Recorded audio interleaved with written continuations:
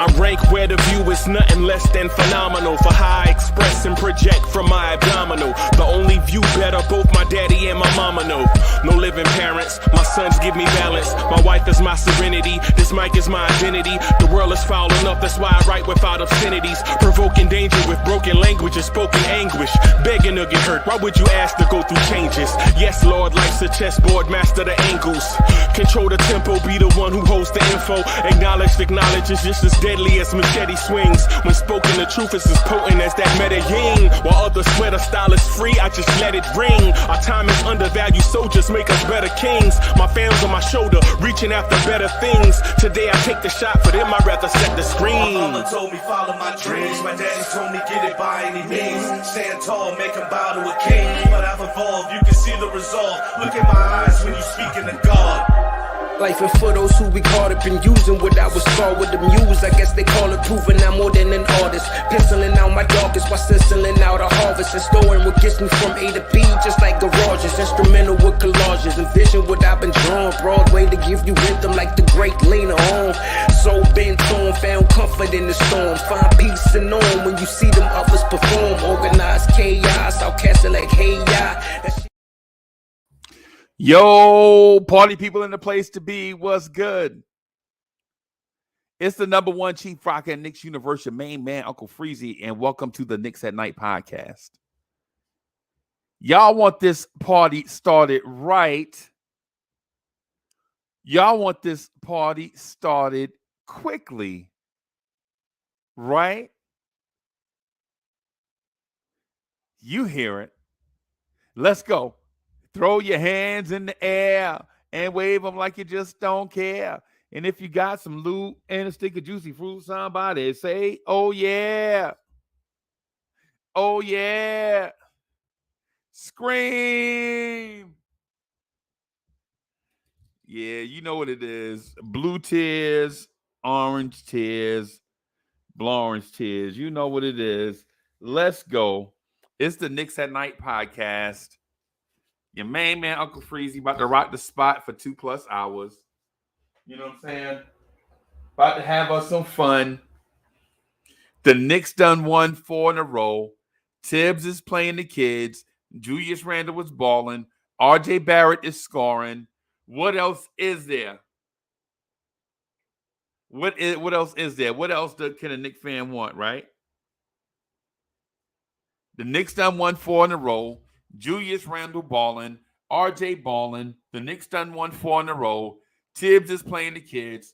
What else could a Knicks fan possibly want? Right? What else can a Knicks fan possibly want? As we sit here today, our New York Knicks are, where is it? 8th place in the Eastern Conference, with a record of 14-13, tied with the Indiana Pacers and the Atlanta Hawks.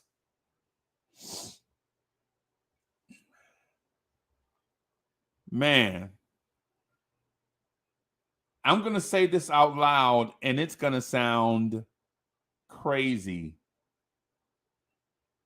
I'm going to say this out loud, and it's going to sound crazy, right?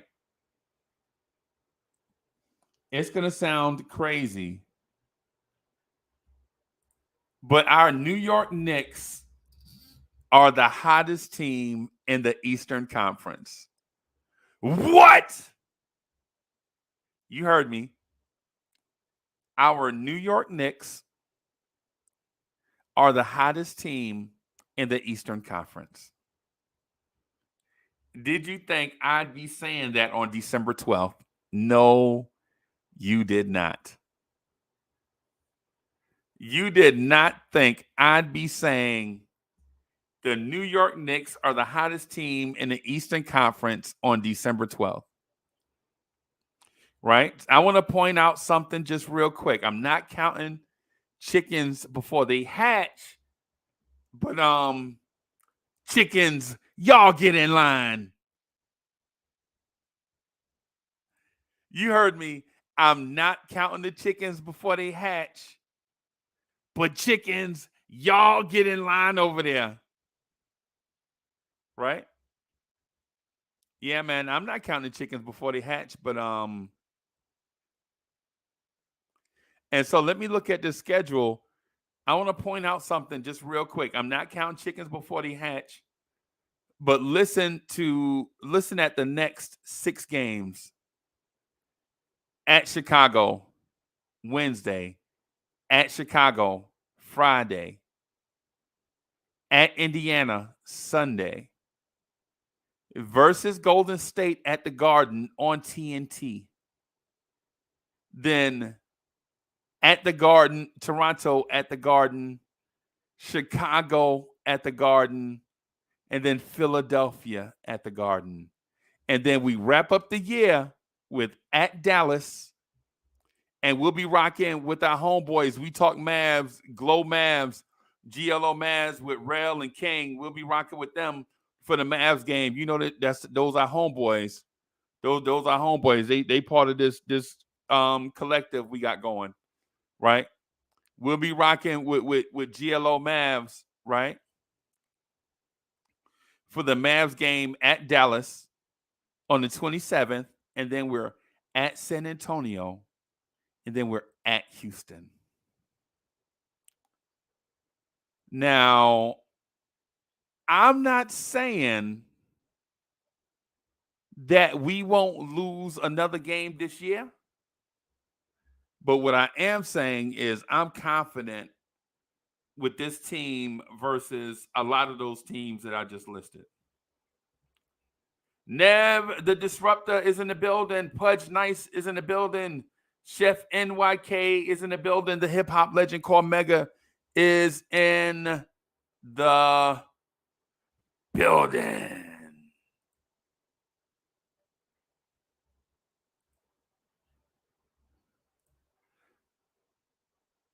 Party people, I'm excited about the short-term future of this team. I felt like the Charlotte game was a trap game. I felt like those are always the games that get us. You know what I mean? You knock off, say you knock off a top 5 seed in the East in the Atlanta Hawks, and they were at the time. And then you knock off a top 4 seed in the East, or you knock off a top 4 seed Cleveland, and they were at the time. You knock off the Hawks, they were top 5 at the time.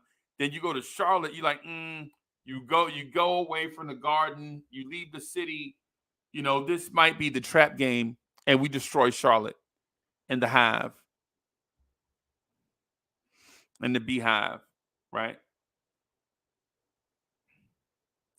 Then you get Sacramento, and Sacramento comes in with a winning record. At the time we played Sacramento was 14-10, and we knock off Sacramento. Right? And now we head to Chicago. 2 Chicago games back to back. ESPN Wednesday night. Right? ESPN Wednesday night game. 2 major media markets. This game is going to be lit. This game is going to be lit. Adam is in the building. What's good, Adam? This game is going to be lit, right? Chicago is historically one of our rivals.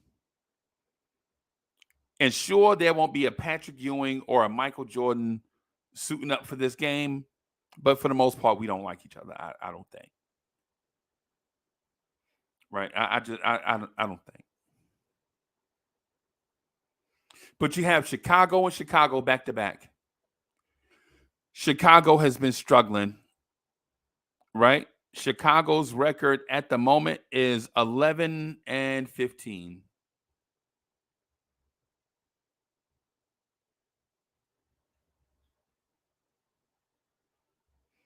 At the moment, Chicago is 11-15.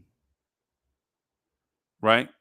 And I'm sure Chicago wants to win both of these games, but definitely at a minimum leave with a sweep. Under no circumstances do they want to lose 2 games back to back to the New York Knicks.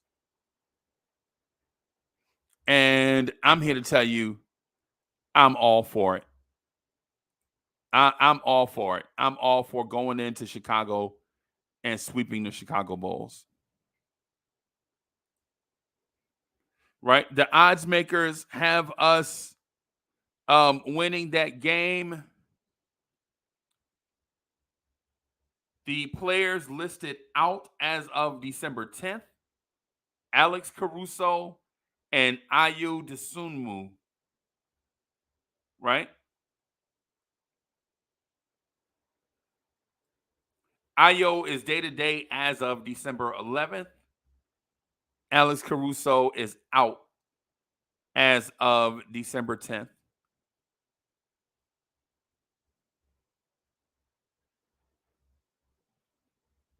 It's crazy to me. So we're favored. We're favored in game 1. I'm going to check on game 2. And game 2, we're a bigger favorite. In game 2, we're a bigger favorite. If these things come to pass, as what these odd makers think, then we may be onto something. Manchild is in the building. E. Gibson was good. Ty Ray was good. I see you.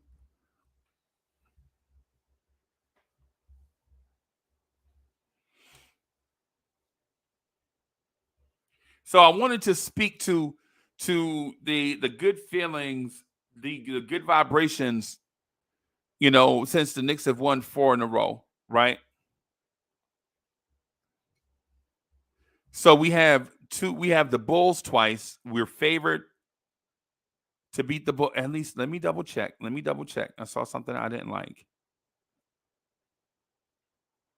Okay. Let me rephrase that. According to ESPN Analytics, the Chicago Bulls are favored. I'm sorry. The Chicago Bulls are favored.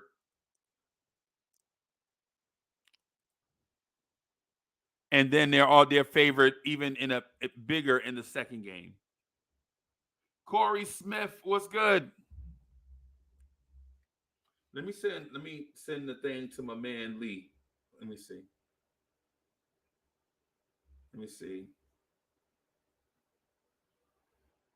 We get so busy doing stuff, bro. It's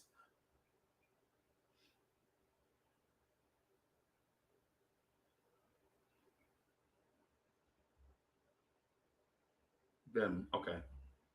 All right.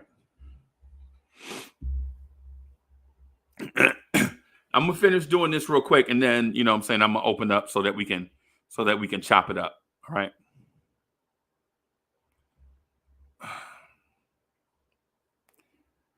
So a few things happened tonight. I'm a little bit disappointed, man. Jalen Brunson is injured. Mitchell Robinson is injured.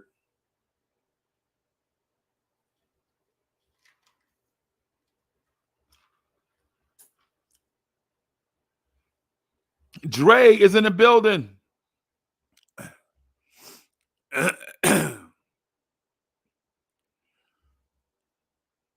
Julius Randle was ejected tonight. I don't blame him. I'm sure we're going to chop it up and talk about that. Right? And what are we going to do?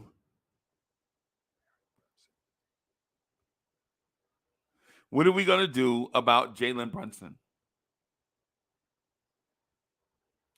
Can this thin roster withstand an injury to Jalen Brunson? I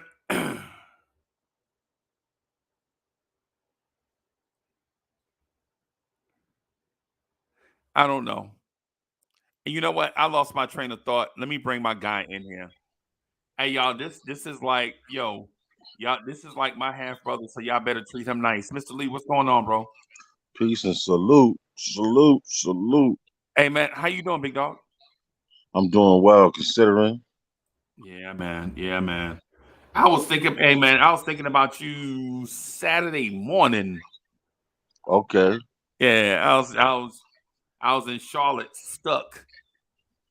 I was stuck in Charlotte, and I was like, hey, let me call Lee. And then, but it was so early in the morning. I was like, I ain't gonna mess around. And that dude I think I'm a stalker or something. You know? Nah, if you'd have called me, you'd have probably caught me on the road. Yeah. I was You caught me on the road because Saturday I work Saturday is one of the rare things that I did.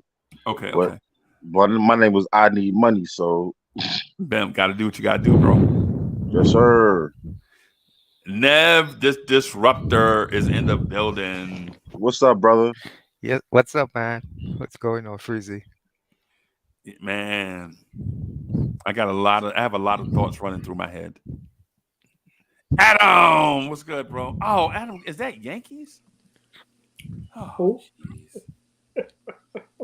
Hey, Frizzy, I just wanted to tell you that I was watching a little bit of your thing you had with Raw a few hours ago, Right.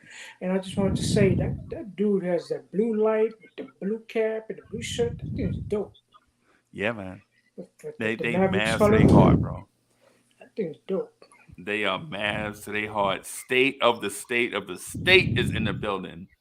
State of the New York Knicks podcast is in the building. Salute. Man, I bet when Nev saw Julius Randle get ejected, I bet you he felt all kind of warm and fuzzy feelings. I bet you Nev had all kind of warm and fuzzy feelings, man. That's not the case, Freezy. Don't do that. Don't do that. I have never been one of those guys that doesn't want Julius to succeed. Yeah. Salute. Hey, Stage, you got an echo in the background, bro. Yeah, matter of fact, I always talked about this coach bringing other players up to Julius level. That's what I want to see. So if we can get other players, we can. You see how Jalen Brunson got hurt today. We can sustain those kind of injuries for a short period of time if we get other players to play at a higher level. Right. So it's always been my case, even from before the season started. My theory at that time was get Obi and Julius to play together. You know, I always been a big Julius fan because I always thought he's our best defender. The only thing you have to do is keep him focused in the game. A lot of times I thought since the season started, we should have been putting Julius on the best offensive player, regardless of position. You know, it doesn't matter if that's an off guard to a small forward to a power forward. Just put him on the best player and switch that and put Barrett and like the power forward or somebody else. So, if that's how I would have done it from the get-go, but this coach wasn't willing to do any of this. You want to play a standard lineup, a standard set rotation, standard defensive lineup, and I don't believe that's the case. I don't believe he should be doing that. Okay. All right. Well, I would say this. I would love to hear I would love to hear my brother's state opinion about what Julius Randle is doing right now. I hadn't heard from him in so long. I catch the spaces, you know what I'm saying? I catch the spaces and stuff, but I don't get a chance to talk, you know what I'm saying, on there. I just listen, you know what I'm saying? Because a lot of times people are so intimidated by state that they come in for soft landings with they soft behinds. They get on there with state and they be starstruck. Nev, you should hear them, bro. You should hear them. They get on there and they be starstruck. They tweets. They tweets be grimy, but then they get on there with state, and then they get on there and they library voice. You know what I mean? State. That's not even what I said. State. Nah. I ain't gonna lie, Freezy. I went in the spaces like 2 days ago. Right. Dudes was talking crazy about RJ. As soon as I pull up in the spaces, nobody want to talk about RJ Barrett. Like now they want to switch the combo. Right. I find that funny.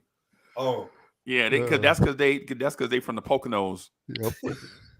They from the Poconos. I mean, they still from New York. They just from the Poconos. You know what I'm saying? Oh man. So here's my thing with the Knicks right now. Like as currently constructed, like right now, this probably is the most comfortable I ever been with the Knicks in the past 4 years.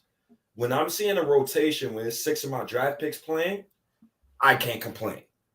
When I'm seeing a rotation where the kids are playing and it equals to wins, I can't complain. This is something that me and Freezy been talking about for years now. And we've been talking about how the Knicks need to play the kids. And I've always felt like when we play the kids, we can win games. We're being proven that fact. We're being proven right, literally right now, in real time. Right. And 4 straight wins, the kids impact the winning. Not no journeyman vets, not no random Evan Fournier, 3-point game, not some random Derrick Rose nonsense. No. Right. The people who's on the floor is playing. Everybody has a purpose that's on the floor. And also, if you want to make trades, if you want to get a so-called star, you have to play your assets. That's like a weed man getting weed, and he's just leaving his weed in his living room. He's not smoking it, and he's not even selling it. So you just got the asset, you got it there, just sitting there. Yeah. So, I'm proud of what I seen today from the Knicks kids. Quentin Ntilikina, I'm still calling him Quentin Ntilikina. Because that's what he is. Yes, that's what he is. And I was pissed off with Grimes today. He played well, but this is why I was pissed off. I put the over. Your over is 10.5 points. Right. You give me 7, bro? 7 points, bro? State, it would take that man. It would take that man 2 games to score 10 points, bro. Like man. And then You guys are killing me. I'm like, yo, you got 27 points at the half. Why would you revert the 2020 Randle in the third quarter, bro? Right. Why? How you come out? This is why I'm still on the trade Randle bandwagon, and I'm not getting off that bandwagon. You still have to trade this dude. You give me 1 perfect half. It was perfect. He's making all his shots. He was defending.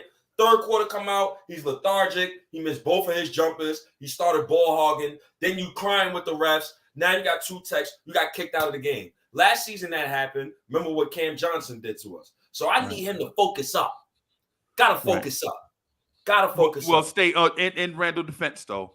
In Randle defense, they switched up defenses, right?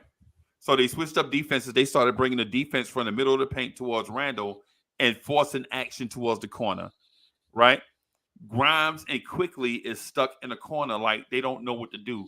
RJ Barrett evacuated the space in the lane right behind where the people came from. And if you saw it, Randle hit RJ for an assist, right? But why is Grimes and Quickly stuck in a corner together? What is this? This the lunch line? Nah, I think that's attributed to them not playing together a lot. So this is why, I seen the lineup today. I love the Quickly. It was Quickly, Deuce McBride, Grimes, RJ, Isaiah Hartenstein. Yeah. Swap out Isaiah Hartenstein, put in either Sims or Mitch. I love the lineup. Love it. I love the lineup. I got a question for you though, Freezy. Yeah. Because Cam Reddish is going to be traded soon. You're not putting me on trial, right? I don't like being on trial. trial. You're not on trial. But Cam Reddish is definitely going to be traded soon. Can I interest you in a Cam Reddish, Evan Fournier for Karis LeVert, Isaac Okoro swap? Are you interested? How long is Karis LeVert on contract for? I think it's for another 2 seasons, but I feel like Karis LeVert. But he movable. He movable. So yeah. Yeah, I'll do it. Okay.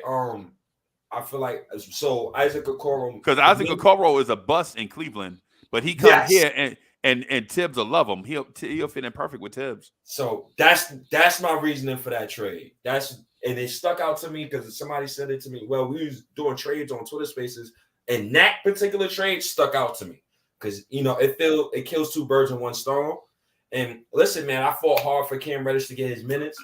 The Knicks jerked his minutes. The way Right. Tibbs did Cam Reddish was greasy, and I'm taking that to the grave. He greaseballed him. Right. That was Quentin Grimes' starting job from the beginning. Quentin Grimes put in no work for that starting job At all. So this is why I call him Quentin Ntilikina. Quentin Ntilikina, yeah. Because fans come on, yo, they be under my tweets, Freezy, like, oh, he's the next Klay Thompson. He's Danny Green. Yeah. Be cool how we be cool. Can I disagree? Except he's not clutch because Danny Green is clutch. Tonight when we needed scoring. Disagree. I'm sorry. I gotta disagree. All right. Nev, Why if you disagree now, remember you're dealing with state now. This ain't like a normal dude. So if you disagree, I know. You better not be wrong. First of all, I don't think Cam was ready for the position. I've been saying that. I've said that to you, Freezy, and I will say that I haven't said that to State. But so, wait, real quick, before you finish, did you know Cam Reddish before he got benched in his last 4 starts, he averaged 16 points? So you got to be careful when you say certain things like that. Yeah. Right? That's one. And two, Cam Reddish, every single lineup he was in, the net rating is way higher than compared to the lineups with Quentin Grimes. That's all I'm saying. That's all I'm saying. Now you go ahead, okay. OG. Go ahead. Let me give you my point of view. First, when Cam Reddish was traded, Tibbs did not want him. That's obvious. Tibbs doesn't want Cam on his team. For whatever reason, maybe some, internal argument between coaches, internal conversation between coaches. So that's one of the reasons. To me, that's one of the reasons Cam should have come in this season in exceptional shape. I did not see that. I watched that video he put out, and that's not when Cam is an NBA level player. You cannot play against guys that are not NBA level and think you're going to get better. If you're going to play against guys that's on NBA level, you have to play 2 against 1, not 1 against 1. So Cam's problem is that he did not make his practices hard enough. So I disagree with that. So his talent would come out. So a lot of times you have seen it where Cam is just dribbling the ball and losing it. I disagree with that. I disagree with that as well. I know you want to disagree, but the facts are the facts.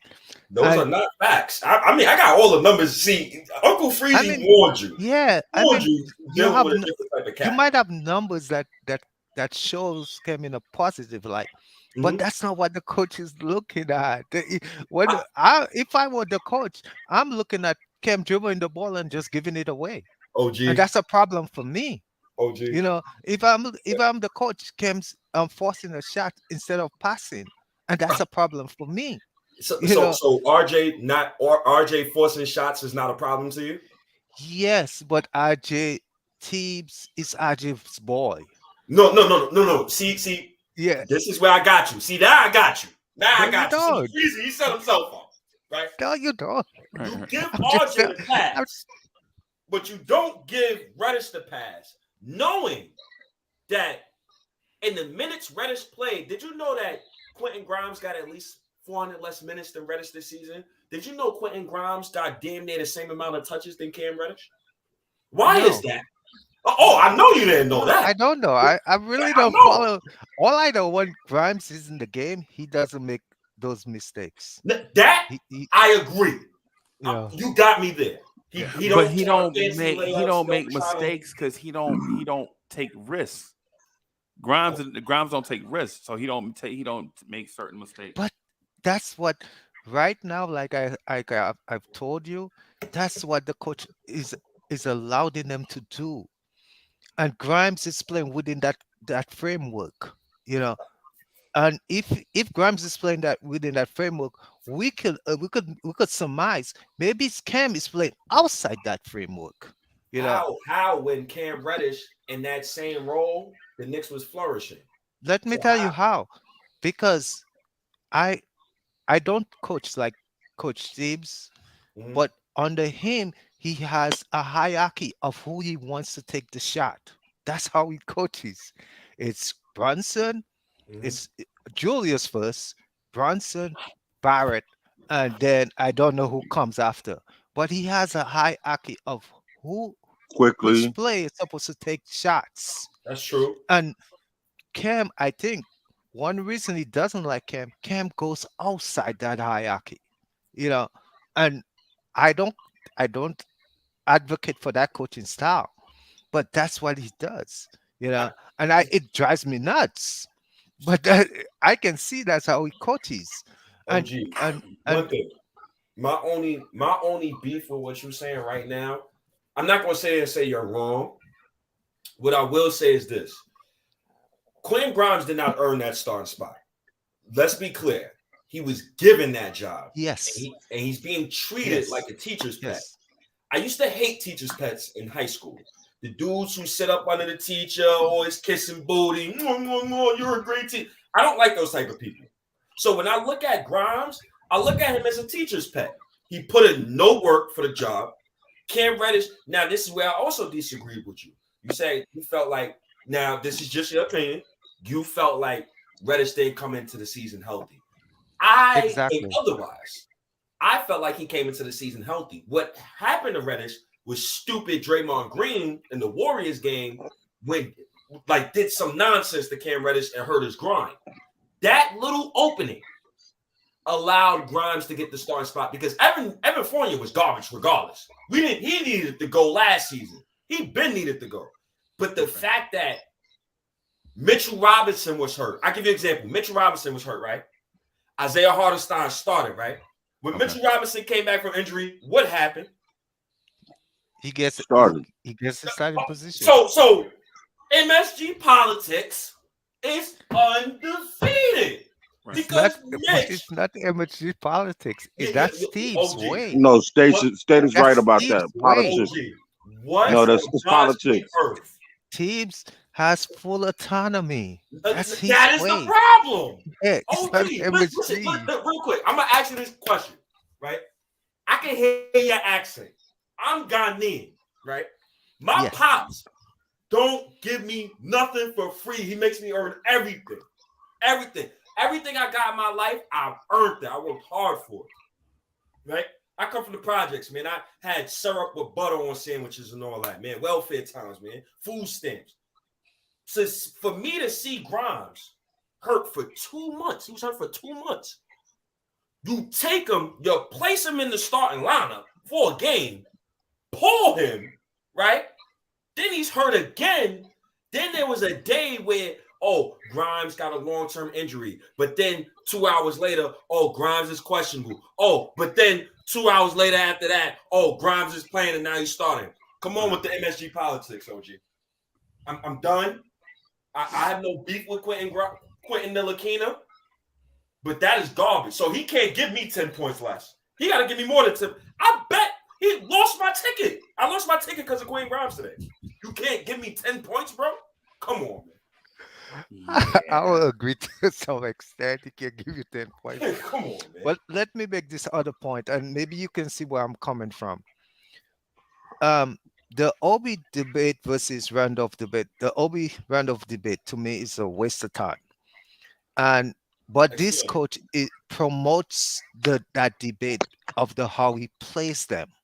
You know, Obi can function next to Randolph, but he refuses to play Obi next to Randolph, and we as fans we take sides.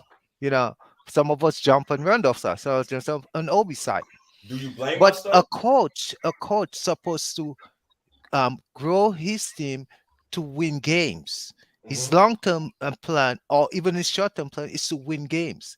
And Right. what he should be doing is trying to get Obi and Randolph to play well together, or play well even when they're not together, but play well when they're on the court. But that's not what he does. He wants So Randolph. He now, wants Randolph to play very well at the same time because he doesn't like Obi, just like he doesn't like um I n- Cam. disagree with no, but I Nev, just here's the no. thing. Here, let's offer a suggestion. what do you suggest that would make Randall and Obi play well together? Um, One thing is getting Obi to play better defense. That because Obi should able to play the free position. I always believe that. The free, the four, or a big lineup. I like to You see talking a about big the lineup. three? You know, that's one. Yeah. So you want to see Obi topping guard threes in the NBA? Yes, because that is his He gonna natural get cooked. position. Oh, You know, only the reason Obi has to make that transformation because Obi was playing power forward and center in college, but that's not his rightful position. He's never going to be a, he probably could. He's going to be an adequate power forward, but he ain't gonna play center in the pros. That's not going to happen. He's too small. real quick, He's too OG. weak. So So real he's quick. not gonna play center. But he, as a small forward, if he learns to play the small forward, he can play. He could be very good at that position if he learns If he learns his ability. So So here's my thing. Here's my beat. All right. So great take, by the way.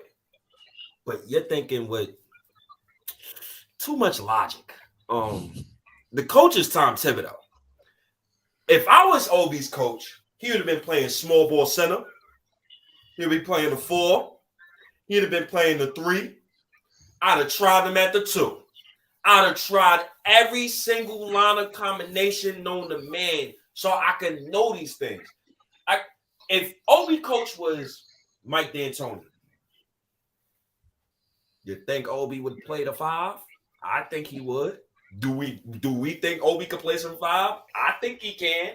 I've seen certain dudes who don't belong at the 5 play some 5 for some spot minutes. It's just our coach. Our coach is a maniac. But I will give Tim credit this game. He played quickly. Deuce McBride, Quentin Grimes, and R.J. Barrett together in St. Lawrence for extended minutes. I give him props for that. I give him little props. I would say this to Nev. So first of all, Obi Toppin is not guarding small forwards in the NBA period. I right? disagree for you. I know because I heard you. I heard your take on it. But he is not guarding 3s, bro. He can't guard 4s, and he can't guard 5s. Totally disagree. I know. I heard your take, but you don't have proof. Where's your proof? If you disagree, show proof is that I will say that to you. I've said that to on many channels, and I'll say it on this channel. If you take a guy with track speed, you cannot tell me he will go slow because he's running backwards. You cannot tell me he will go slow if he's running on the sides or on the left side, the right side. A dude with track speed or a woman with track speed doesn't go slow because they run in any which direction. I think you're confusing. I think you're confusing speed with nimbleness. Like, for example, stay. I got it easy. I got him, big fella. I got him, big fella. I got him. They're the one in the same. We tend to confuse them, but they're the one in the same. So that's Obi's problem. Well, wait a minute. Did you say speed and nimbleness are the same? Yeah. We don't make a separation. If you take a track star, you ain't gonna tell me he's not nimble or anything like that because he can go either way, to the left, to the right, to the center. I give you an example. I give y'all all example. Uncle Freezy, I know you're a huge football fan. Let me finish this point. So with Obi moves too fast on defense. He doesn't have the same problem on offense because he knows where he's going. But on defense, he moves much faster than everybody else. So if you make one moves, if you were to make one moves, Obi's making 2 and 3 moves. So it's not fast. Obi needs to go. He needs to go slower. That's poppycock. So you want Obi topping the guard Brandon Ingram? Just watch it. Just watch it. Just watch the game. take any clip You of telling me Obi. to watch the game? Yeah, take any small clip of Obi and watch how many times he moves Yo, when somebody just give him a fake. yo, He's moving Freezy. because he's faster than everybody. Because that's what speed is all about. No, You it's move, not. you literally yes. If you look at Traxler, a Traxler is if you try to race a Traxler, how much faster he's going to move faster than you? But having speed doesn't mean you're nimble though. For It's example, one and the same. Derrick Rose, Derrick Rose is faster than Kyrie Irving, but Kyrie Irving is more nimble than Derrick Rose. Do you understand what I'm trying to say? Like prime Derrick Derrick Rose Rose is has lost his no, nimbleness no, no, because no. of injury. So I I give you mean, another example. if I give you another Derrick example. was Uncle if Freezy. Derrick was playing in this era without all the injuries, he would be just as quick as thing. You just Yeah, be but just because you're quick doesn't mean you're nimble. Like Right. Priest Holmes, the Chiefs, had that. Right. Nimble as hell. Wasn't Right. fast. Wasn't like Reggie Bush. You know Right. what I'm saying? You could be nimble. Jerome Bettis is nimble. Jerome Bettis, nimble. He's not fast. He's very nimble. Steven Jackson, the old Steven Jackson from the Seattle Seahawks. Yeah.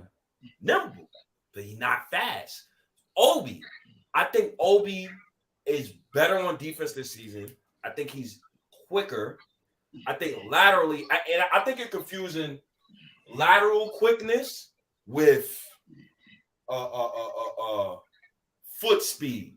Yeah. Like a person, like a center can probably stay in front of a 3 or 4 or 5 because he has the foot speed. But does he have the lateral speed to change speed with that dog? And so basically what I'm getting at, Nev, is Obi is never going to be a great defender because for one, you have to have agility, right? You have to have agility and dexterity, and he don't have it. I disagree, Right? Frisbee. Yeah, I know you disagree. I heard your point, but you're wrong. you wrong, Nev. Because here's the thing. After all the stuff you just said, Obi is in year 3 and nothing has changed. Because he hasn't had a good teacher, man. That's Obi's not problem. Tibbs. That's not Tibbs' fault, bro. That ain't Tim's fault. Blame God. Blame whoever sack he came out of. That's who you blame. You don't blame. Yeah, because basically, based off of what you said right now, Nev, if Quentin Grimes is the best defender on the team, he should be the fastest player on the team. If But using he your is one of logic. the fastest players on our team. No, he not. Yes, he No, is. he's Have No, you he have not. you ever? No, he's not. I know he Come not. on. I've seen Quentin Grimes play live 3 times. The only reason why I ain't seen more because he was hurt. Quentin Grimes Quentin is Grimes not. is probably one of after No, he Quickly. I think Quickly is Quentin Grimes. No, Quickly, no, I would say Obi, Quickly, and Grimes. Yo, Those are the Freezy. 3 fastest players on our team. No, I know. Hold on, panel. We having conversations about Quentin Ntilikina. That's what we talking Yeah, about right now? Quentin about Yeah. Frank Ntilikina, bro. Quentin And Ntilikina, man. Dre, and before you get on me about before y'all try to get on me about saying Quentin Grimes is a ham sandwich, bro. Tonight, the Knicks needed scoring in the worst way, right? He The ain't even Knicks needed provolone. scoring, right? And how many points did Quentin Grimes score tonight? Yo, he messed up my ticket, bro. I'm not even gonna lie to you. Without looking at the box score, what 4? What did he hit a 3 7? tonight? Yo, he scored 7 points, bro. He played 42 minutes and scored 7 points. And how many shots did he take? 8. He took 8 and scored 7. 8 in 42 minutes. But again, this is not an indictment on Grimes, and it's not an indictment on Obi. This is supposed to be a celebratory thing. You know what I'm saying? I'm glad the Knicks won. My deal is we can't blame Tom Thibodeau for everything, bro. Tibbs has done everything that Knicks fans have wanted. Freezy. Tibbs, okay. We're not blaming him. What we're blaming him for is not realizing these players were there already for a long time. These players been on this roster for a while. But just because you show up don't mean you ready, bro. Yeah. But that's his job to make them ready. That's what a coach does. That's what a coach does. So the player has to do nothing. The coach has to do everything. No, no, no. I am not saying the play, but like I said, what we're missing is that our players are still only performing on one side of the ball. You know, they haven't shown what what they have.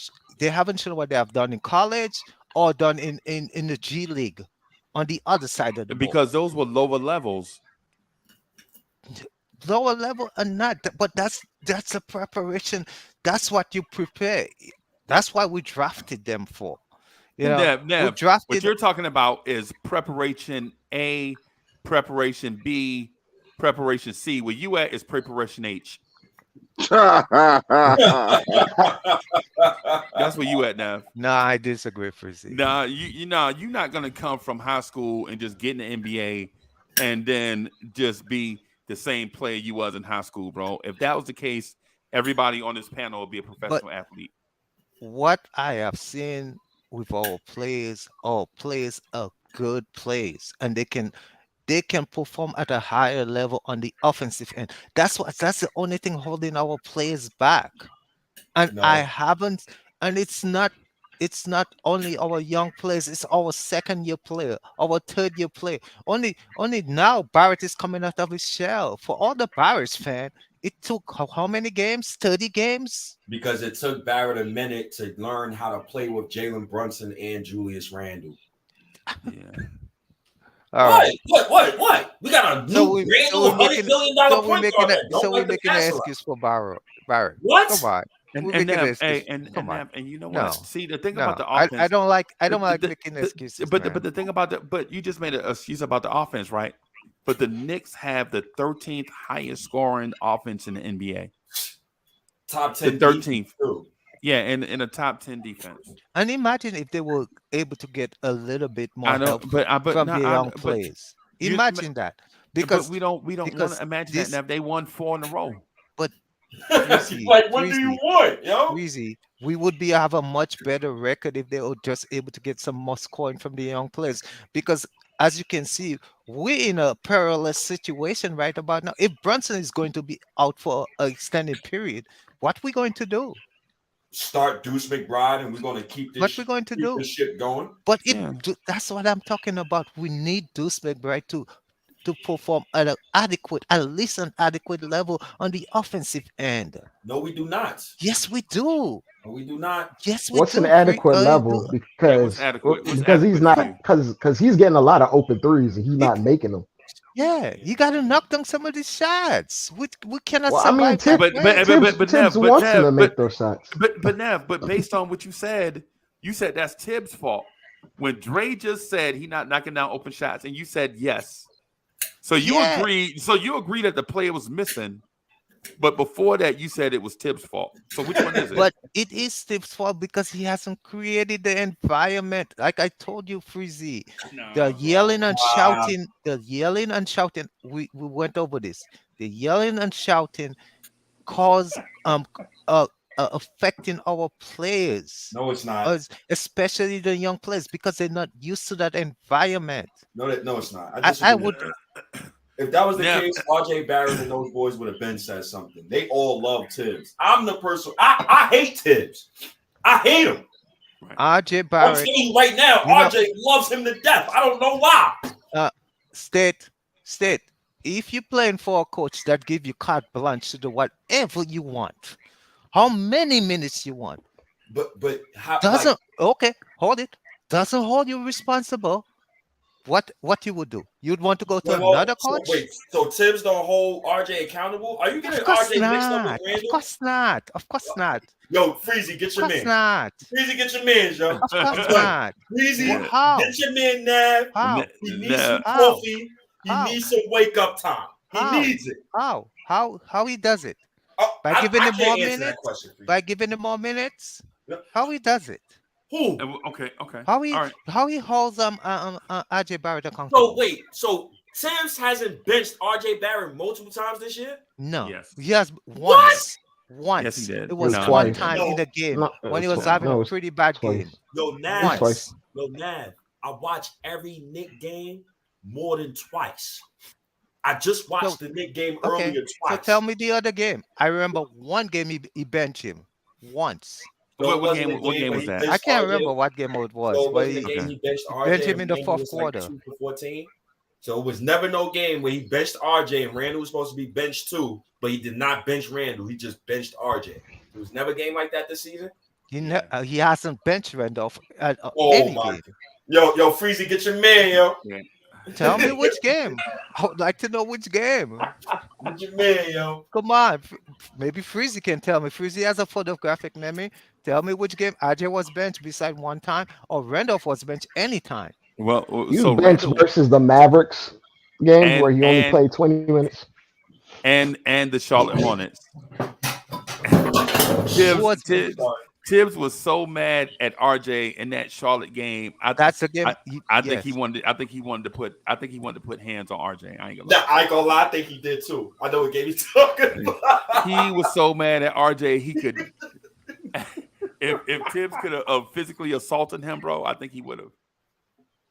I never recall seeing Tibbs bench RJ. Oh, he benched him earlier this season. That's a fact. Benched, That fact, the game benched he him at benched least him, twice. Yep. yeah, no, he benched him at least 4 or 5 times this year. He benched. Yep. You So seen okay. State, you seen what you want to see, man. I haven't seen it. I I mean, we remember could, Hey, we one could, time. anybody remember RJ Barrett in the OKC game where Tibbs was so mad they kept running the same play, grinding RJ down? Matter of fact, I'm He was going to look benched. at the. Oh my You know what? I'm going to look at Yeah, the. I'm going to look at the. Tibbs benched him. RJ played 19 minutes, we scored 4 points in that game. Oh, shit. exactly. I was about to say, like, you can look up the games where his minutes Yeah. are like in the 20s. When they're in Yeah. the 20s, he usually gets benched because any other time he plays 30 something minutes. So Yeah, anytime his Okay. minutes are in the 20s, he gets benched.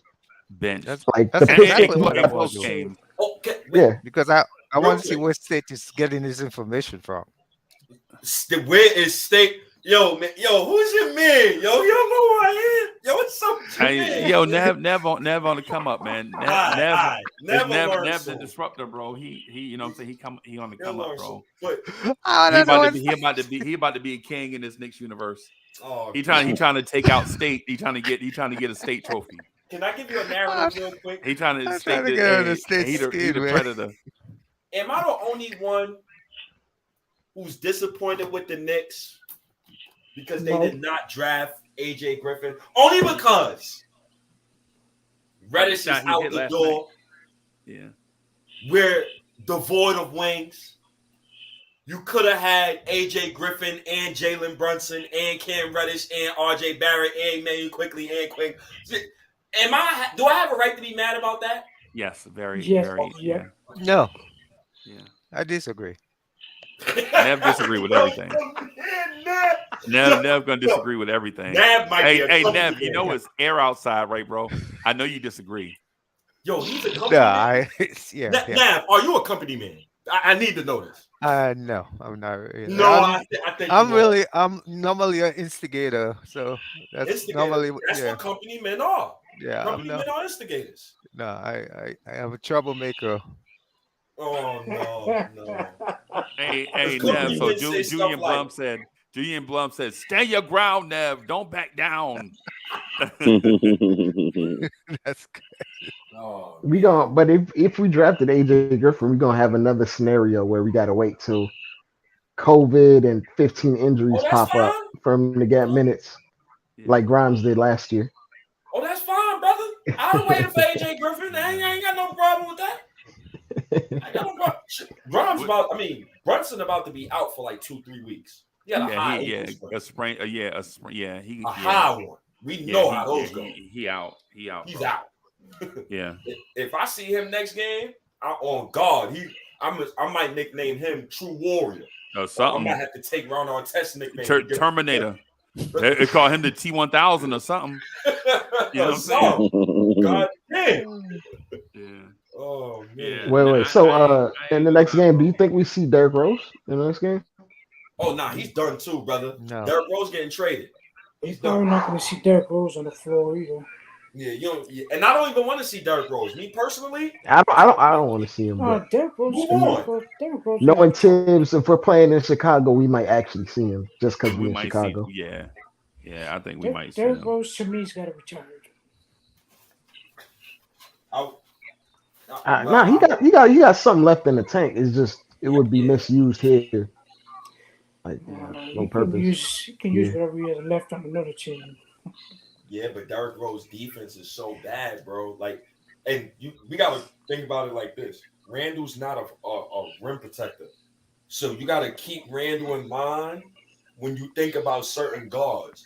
This is why quickly Grimes and Deuce McBride. Yeah, love those guys.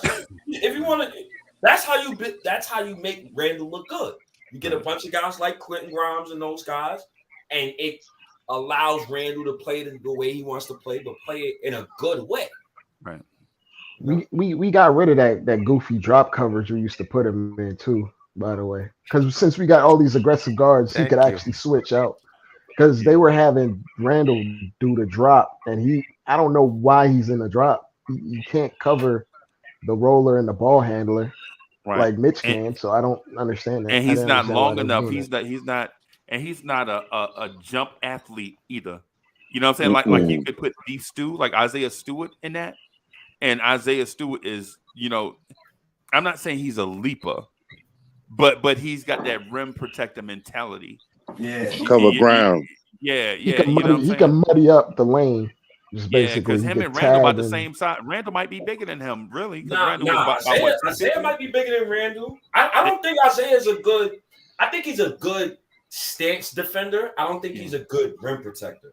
No, I'm talking about mentality, bro. I ain't talking about. Yeah, I'm talking about. He will try. See, Randall will see that he ain't even. You know what I'm saying? But it might not even that he tries. Like Randall spaces out like half the time. If you notice, he'd be like in his own world in his defensive stance while the play happening right in front of him. Dre, you know what I think it is? You know what I think it is, bro?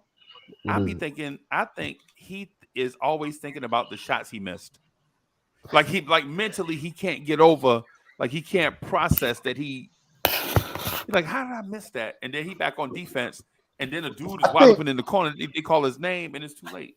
I think that's why he got ejected in this game, because it's bad enough he gets fouled sometimes, but if the shot is not going on top of that, he compiles he it. Take it, bro. He can't take it. And because he was missing in the third after he was hot, and then when he started getting fouled and he was missing, then he got tight. Yeah. And I like Randall, by the way. I'm saying that as a positive. I'm not a detractor, so to speak. I like Randall. I don't think you find talent like that around the NBA. Like when I look at teams, when I look at their 4 position, I'm like, are they better than us at the 4 right now? Not in the future, not down the road, not in 3 years. Right now, is say Paolo Banchero better than Randall? Yes. No. What? I'm taking. Wait. No. All right. Wait. Hold on. Let me not be disrespectful. Right now, you think Paolo Banchero is better than Randall? No, he's not better than Randall right now. But my thing was, I said clearly stated right now. I said it right now. Right. Right now. Right.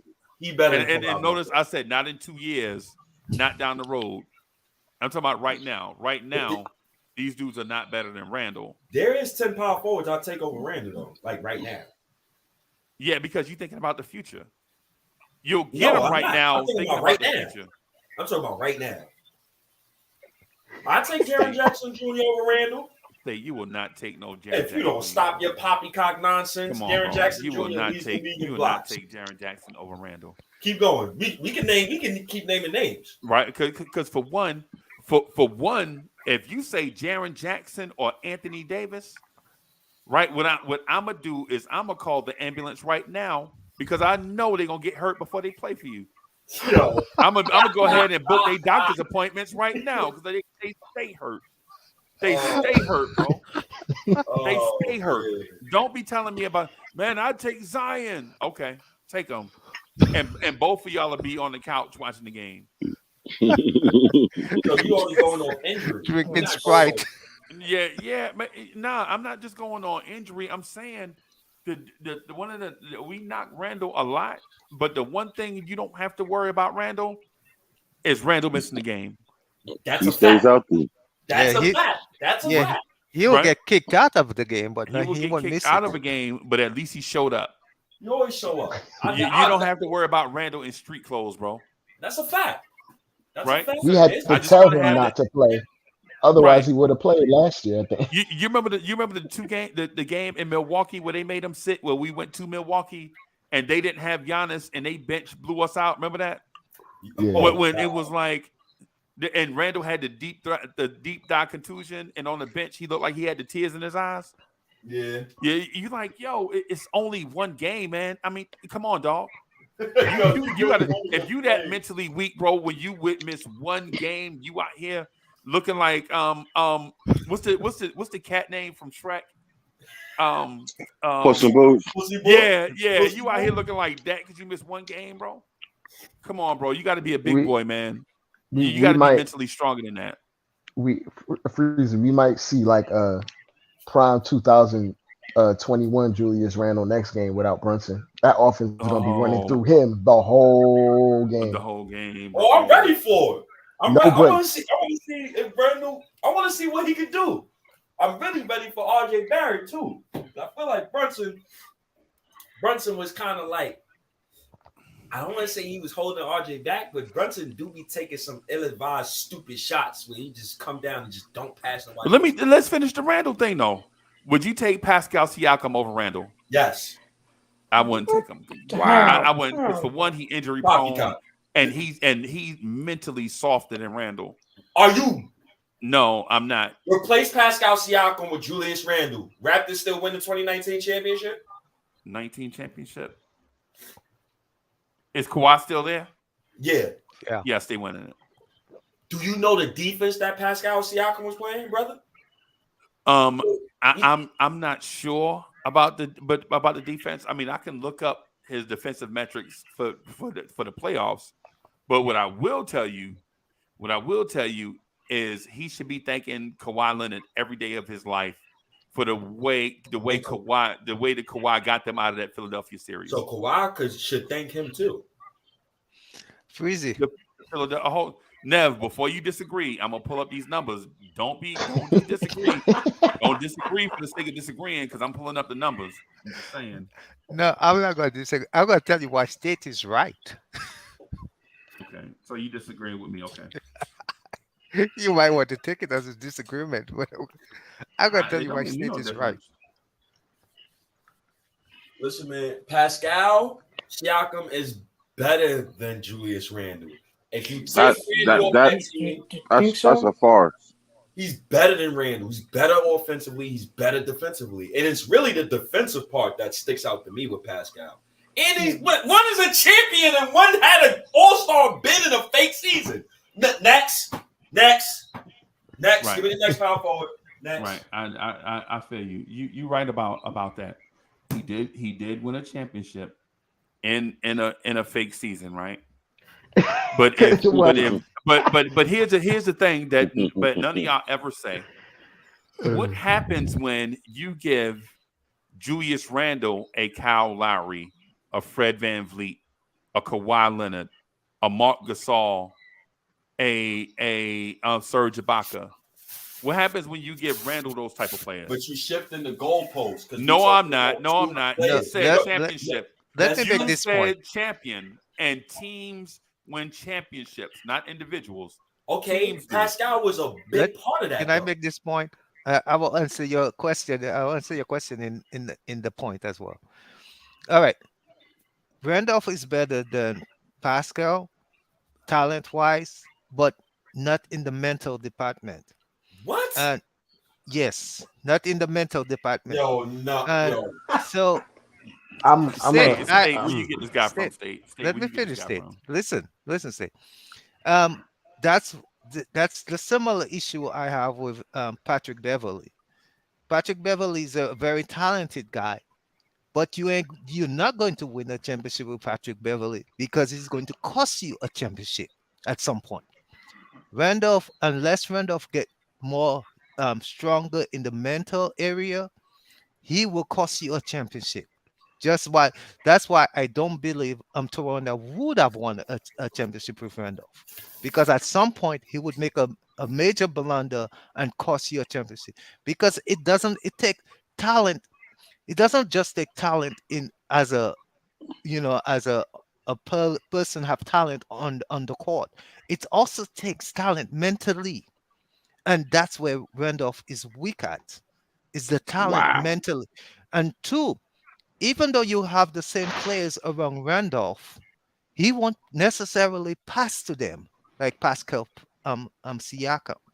You know, because as you can see, Randolph is just learning. This is the first stretch I have seen Randolph since he been on the team where he's enjoying passing the ball. It's not a last resort. He's actually enjoying looking to make plays. This is actually the first stretch. Normally, he would pass the ball as a last resort to somebody, and you cannot do that. He's actually trying to make plays for other players. That's a different level of Randolph right now. But So, Pascal did it in the so finals. Pascal, definitely, I don't think Toronto winning the championship with Randolph because the in the mental area, Randolph is still growing. He still has a way to go. So that's why I would say Pascal would be I'm a better fit. Nev, can I ask you? I'm a hold on, Corey. I'm gonna get rid of all the qualifiers. If we're going like strictly statistically, Pascal is better than Randall. Maybe not by a ton, but he averages more points on higher efficiency with more rebounds and more assists, more steals, more blocks, and he starts at center for the Raptors in their lineups. So it's and he plays Pas- less minutes, so he's doing all of that So he's in not even a power slightly less forward time. then. I mean, well, most teams he's a power forward, but on the Raptors they play the whole positionless thing where they have a bunch of 6'8" guys. So Yeah, he's really a they power do. forward, but they run three power forwards that can switch. So Yo, it's Dre. a little bit different. Yeah, Yo, what's Dre, up? imagine Randall. Let's swap out Randall for Pascal, right? Imagine Randall trying to guard Jimmy Butler in game 7, bro. You know what? Like what Pascal Siakam was doing. Are y'all kidding me, bro? I think he could do that. What? Go do Yes, your homework, man. Y'all gotta do yes, He, y'all homework before y'all step with I'll me say, and Randall. I'll say Randall tries really hard when it's a marquee matchup against yes. guys, but I would not put him on Jimmy Butler because Jimmy Butler will put him in foul trouble immediately. I think Randall' problem is off ball. He doesn't. He's not a good help defender. He most likely to I let the guy go free. But well man to that's man, why that's why I said like him in the drop coverage is a terrible thing because he's not a good team defender. Like he does a lot better when he's engaged on ball and when we exactly. switch. But when So he Jimmy starts in the Butler drop and he has to definitely. watch, but Jimmy Butler is a foul technician, and he will take advantage of Julius Randle not being that disciplined on defense.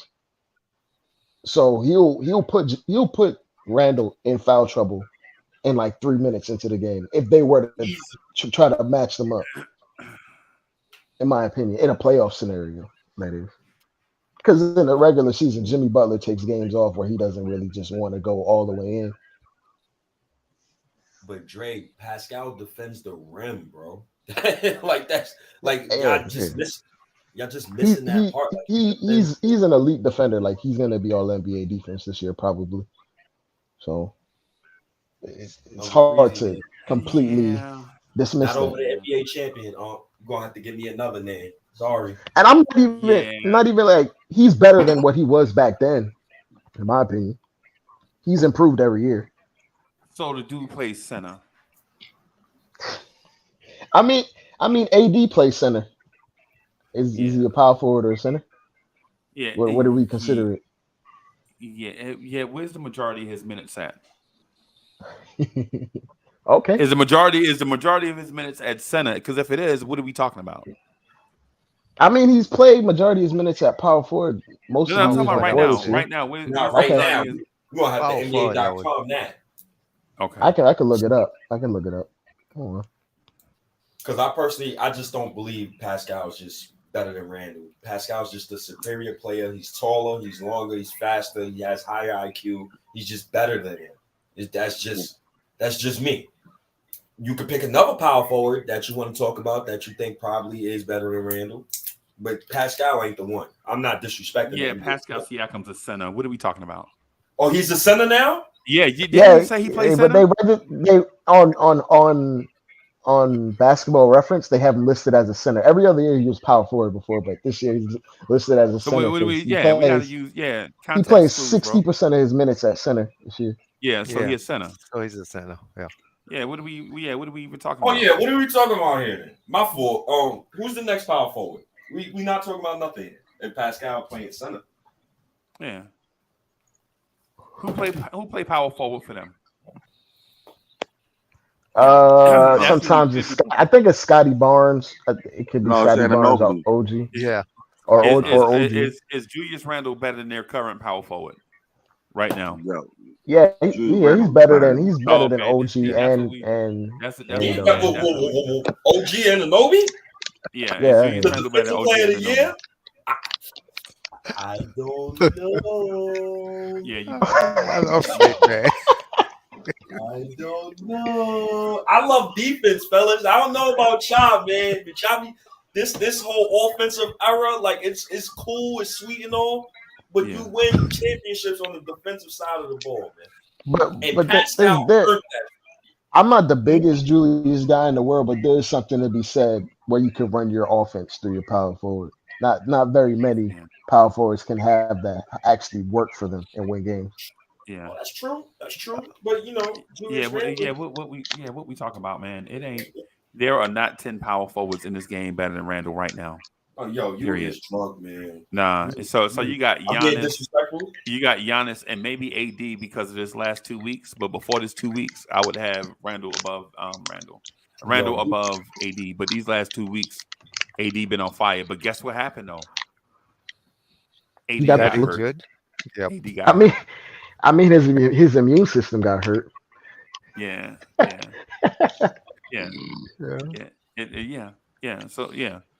So, but the thing, the ultimately, you know what I'm saying, getting back to the original point, Nev is wrong, and I appreciate you trying, Nev. But I'm Uncle Freezy. I do this. That's why I'm the #1 Chief Rocker, undisputed. Like, Freezy, you're partially right. You're the #1 Chief Rocker, undisputed. But you're wrong. You're right. I am partially right. Right, 99.5. You can have that 0.5. I consider wow. I consider I consider that charity. Okay, buddy. I got a question. I got a question for Nev. Why is everybody got to be on the couch? Meaning, because like, that part of the game is very important. We just don't pay it attention. The mental aspect of the game is very important. The mental aspect is what can make you a championship and what can make you, that never reach that level. Okay, now stop real quick. Then how do you know what everybody's mental capabilities are? Right. You just individually know that, like every single Knicks player has a mental or emotional issue. Dre, you want to go first on this one? I had to switch up the avatar for that because you can see Julius get his mental right in my avatar right here. Yeah, and plus too, arguing nebulous points don't make sense. You know what I'm saying? Because you don't know what's in these people's heads. That's my point. All you can do is speculate. You don't know. No, you don't. Just I like you don't know that, Freezy. So okay. What's in my head right now, Nev? Well, what's in my head? No. You disagree. What's in my head? You disagree. What's in my head? What's in my head? You argued with Nev, me. Don't. Okay. Nev, what's in my head right now? Okay. You disagreed with me, Freezy, vehemently. No, Nev. That's what's in your head. I didn't disagree with you. You disagree with me. What's in my head? Answer the question. Answer the question or look soft. Freezy, I'm trying to answer the question. Okay. Right now, currently, you totally disagree with me. Vehemently. That's what's in your head. What? Exactly. Because you can see, you can. You know what's in my head? What? What's in my head right now is I'm wondering if my dogs are about to break something in the living room. That's what's in my head. You are so off base. Come on, bro. Don't do But, that. You know you can't predict what you don't know what's in people's head. You try no, to talk to them, and that is why we communicate. That is why we talk. Because if we didn't listen, if we knew what was in each other's heads, we wouldn't have to talk to each other. No, I disagree. I know you would disagree. Let me give you a perfect example. Let me give you a perfect example. Oh my God. Here we go. Okay. Anybody on this panel, can you tell me if Patrick Beverly will ever win a championship? No, you don't know that. Patrick, You don't know We that. all don't know that. The Lakers could probably win a chip this year. What type of what are we doing here? Come on. I would like. Okay, maybe I should restate my statement. There's a lot of hothead guys that won championships. Let me restate. Patrick Beverly winning his championship played a substantial role. He's a troublemaker. Yes. How many troubled NBA players who got temperaments like Patrick Beverly won NBA championships? That's like shout out to Ron Artest, man. Shout out to Ron Artest. Yeah. Shout out to Ron Artest. Vernon Maxwell. Vernon Maxwell. Right. That's like somebody telling me at 15, Ron Artest would never win a championship because Deshaun Stevenson got a championship ring, man. Come on, yo. Are we kidding? Yo, the bad boy Pistons had an era. I mean, you talking about some dysfunctional people over there who need to be on the couch. Yeah. Nab, I wanted to talk to you about some. Let's talk about some other stuff. Okay. Right. I want to move away from that because that'll be nebulous because everybody's gonna engage and feel like they're right, even though there is no way we can prove an answer in those situations. Now, what I would say to you is last week I felt like you were right when you said Tibbs yells too much. Right. And then I went to the Charlotte game. Right. I went to the Charlotte game and I with my eyes, I had my phone directly on Tibbs, right? I was like, I'm going to see how much Tibbs yells at these cats while I'm here, right? And I didn't see Tibbs yell at them none while he was barking, right? Go over here, go over there, do that, do this. But then when I thought about what the act of yelling is, like, is he yelling at them to make them feel bad? Or is he barking out orders like he's General Patton? And I think there's a distinction, right?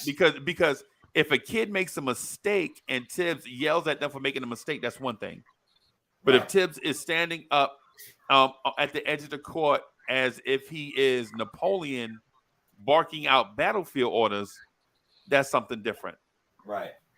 And so what I wanted to do is talk to you about what you feel like the distinction may be. Like, should he not bark out orders like Napoleon to these young people in fear of hurting their feelings? Or do you feel like, the maybe once or twice he yelled like in a curse word at a kid because they messed up? That is still too much. Not for me personally. My issue with Tibbs and the yelling is that as when a team is playing offense, it serves absolutely no purpose because a team cannot stop, and the other team is not going to stop the game for you to give your team instructions. Right. So therefore, any yelling at any other players or go there, do this, or go on the other side. Actually, I don't know which game it was. He was actually telling a player to go on the other side while his team was scoring the ball. So that's what I'm trying to say. It makes absolutely no purpose. You can do that on defense, and it might be okay on defense. But on offense supposed to be a creative thing, a spontaneous thing. Yeah, you know how many coaches call out plays and call out instructions? The only reason why we hear Tibbs is because Tibbs is one of the loudest coaches on the planet. Like I don't mind. See, if I was one of the kids, I would love Tibbs too, because I come from a hard-nosed family and hard-nosed structure. My pops was very structured oriented. He was detailed and stuff like that. So if it was up to me, I would love Tibbs if I was a young kid and if I was on Tibbs' side, like a guy like Quentin Grimes. Because if I'm listening to Tibbs and my TV, usually when I'm listening to him scream, he's usually screaming at the refs.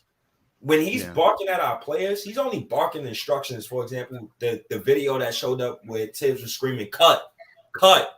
And you got two people, RJ looking dumb as hell. He's standing at the 3-point line. You got Grimes looking dumb as hell. Nobody's cutting. So if he's screaming at them to cut, one of them has to cut. Stop standing and ball watching. So I really don't mind it. Or maybe I'm just getting so used to Thibodeau because now it's going on his 3rd year here. So maybe I'm getting used to him by now. But I personally like it. I enjoy it. I have no problem with it. Because the distinction is, I'm sorry, Jay. Let me clarify this real quick. The distinction is when you watch the games on TV and the cameras are cutting to Tibbs out front, yelling, looking all crazy. That's one thing. We assume that behavior is directed at everybody in that area. But when we was at the game, I have video evidence on this iPhone here that when Tibbs was out there doing that on the floor, Johnny Bryant, the associate head coach, was coaching everybody on the bench. Right. And talking to him. And Tibbs yanked yanked. Tibbs was like, oh, man. Tibbs cussed and walked towards the bench. It was like, get him out of here, get him out of here. And Johnny Bryant grabbed Brunson, and Brunson ran to the table, snatching off clothes. That's when you know a player's been snatched. When his replacement is fully dressed at the table, like running to the table, taking off stuff, you know that was an impromptu snatching, right? And so Brunson is at the table taking off all his stuff because, usually instead of he'll get the rest 4 minutes, Tibbs 90 seconds in, his break ain't even over, right? They come, Johnny Bryant, Tibbs is about to say something to Miles McBride. Guess what happens? Johnny Bryant cuts him off. I got him, coach. Tibbs don't listen to him. Tibbs like, no, I got it, coach. I got him. Tibbs still want to yell at McBride. Man, Johnny Bryant, I got him. And Derrick Rose stand up, and what happens is they pull Miles McBride to the end of the thing, right? The other team call a timeout. Tibbs come down there, they pull out the chair. He trying to talk to him like, no, I got him, man.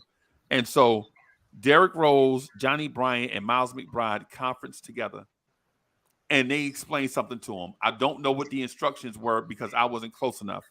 But again, like when I tell you something happened, I'll be trying to find proof. I don't like just putting rumors and stuff out there in the air, right? And I was gonna say they talk to Deuce McBride. You know what happens? Deuce McBride smiles. Johnny Bryant pat him on the back. Derrick Rose pull him to the basketball court, right? To the rim. And he's telling Miles McBride to shoot jump shots. So during the timeout, it's 2 minutes. He's shooting little short 10-footers. Derrick Rose is grabbing the rebounds and passing it back to him, talking to him like, hey, man, don't lose your cool, man. Just next time you see such and such. And you can tell this is what Derrick Rose saying because when the timeout, when the horn go off to let you know the action about to start back again, Derrick Rose go back to him and pat him on the butt. And guess what else happens now? Tom Thibodeau went to him and patted him on the butt. And I know that's a long story, right? But it's true. Go ahead, Jay. The thing about McBride, like he can handle that because his coach in college is Bob Huggins. So yeah, it's some people have the mental makeup, and I don't even think Tibbs even berates players anymore. Like he's kind of taking a bit of the edge off. I think most of the time he's screaming at something that happened on the court. He wants it to happen, or it's a ref. The only time I see him really berate somebody. Can you see that? Did you see Johnny Bryant? Can you see Johnny Bryant go to Tibbs? No, but I've seen some of the videos. I watched this one. I don't think I remember watching that one. I saw the ones you are uploaded. I saw some of them. I'm trying to get it off this iPhone. But anyway, I'll get it off the iPhone. Yeah. Well, Freezy, guess what? Hey, Freezy, I put a link in the chat. About the leadership qualities I mentioned to you before. So it should pop up something at some point. So My like I said, my problem is that there there's absolutely no coaches in professional sports that still coaches the Bobby Knight philosophy, because a lot of our players that style. Bobby Knight is retired.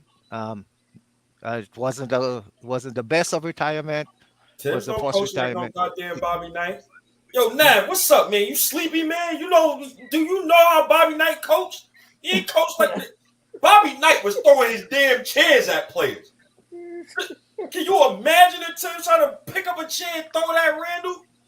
What Randall would do to that old man? Man, Yeah, yeah. Well, I Battle was Roy. more mentioning the yelling and screaming, not really the chair throwing. That's yeah, but excessive. if we got young That's men who love, if we have young men who speak so glowingly about the coach that everything that you're saying right now is poppycock because the kids love Tibbs.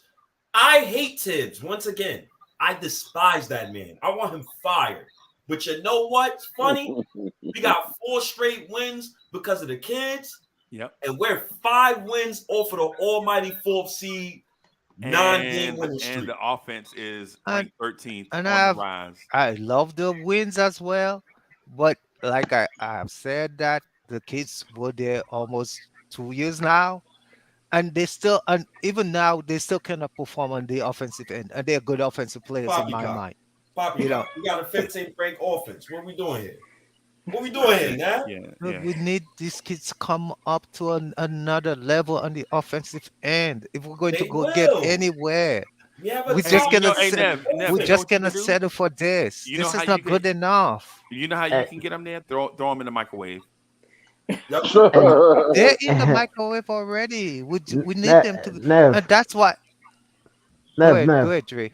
Yeah, Nev. Like eh, we can get after it about the yelling, but it's also about what's coming out of his mouth when he yells. And even when Yeah. he yells at the refs, he doesn't even get text like that. So it's like at some point, it's really not him yelling. It's just his nature, but he's not really yelling absurdities or saying outrageous things or trying to I get the refs disagree. upset. Like, come You did, on, man. Nev. You disagree? Yeah, Really? because what has happened, I have watched it. The He Tibbs were barely gets any castigating the technicals, man. ref for a long time, and the ref started, and Tibbs don't actually engage the he was refs, bro. cursing out the ref at many times. He engaged the Last refs, but week, he doesn't cross the line. He doesn't get last technicals yes, Yeah, often. he yeah. has He don't. gotten he gets away with it than any other coach in the league, Dre. He literally gets away with a lot of things other coaches don't do. So what it is, the referees started taking it out on the Knicks. There are many times when you watch the game, you could see the discrepancy in the calls they receive and the calls they don't get. The referees do not give the Knicks the benefit of the doubt. That was going on for a while. Now he has somewhat come down on the screaming and everything. But last week was the first time the referees actually gave this guy a tag for cursing them for so long. He's been at it for a while, you know. So uh, we can sit here now because we won 4 games and say, everything is great. But my issue again is that the reason I don't want teams screaming at the kids on offense is because offense is a spontaneous thing. It's a creativity thing. You cannot tell these kids nothing while they're No, no, playing. no, you're wrong. Give a Nev, you're blast. Can I wrong. finish? You're Can I wrong. finish my point? Can I finish my point? You've been Oh talking You for a can half hour, call a bro. Hold on a play. second. Let me say something. Offense is about execution and timing. You know what I'm saying? Come on, bro. You went all the way left on that one, bro. I'm sorry. Yeah. Usually I'll let you do your thing, but that one right there, come on. All Mm-mm. right. So if it's offense about execution and timing, why are you still screwing at the players to go here, go there? When Because you could just obviously they're not executing the way he wants to. You know what I'm saying? Or cutting the way he wants them to cut. but you They're cannot do probably that for being 48 lazy. minutes, man. That's the point. You cannot do that for 48 minutes. You can do that once in a while. But you cannot Oh do that for God. Wow. 48 Nav, minutes. Nav, Nav. I don't know if you're not from New York, man. I don't know if you Ghanaian like me, but Nav, this is soft poppycock that I'm hearing from you. Like, this is nonsense. Stop this soft garbage that I'm listening to. The kids love Tibbs. We enjoy the kids getting screamed at because it's the way Tibbs coaches. We should be used to the way Tibbs coaches by now. He wants But to they're scream. not. But why? All right, State. First year, screaming fine, screaming top of his lung fine. Second year, still screaming on top of the lungs. When are the kids are going to learn the plays? What? They still haven't learned the plays, so the We're a screaming could top come down. 15 offense. But you know what though? So this is one of the things that I often find is a point of contention with Knicks fans, right? So what happens is, and like in Nev's case, when Nev is going to disagree, but he's absolutely wrong, we forget that the other team has a coach also.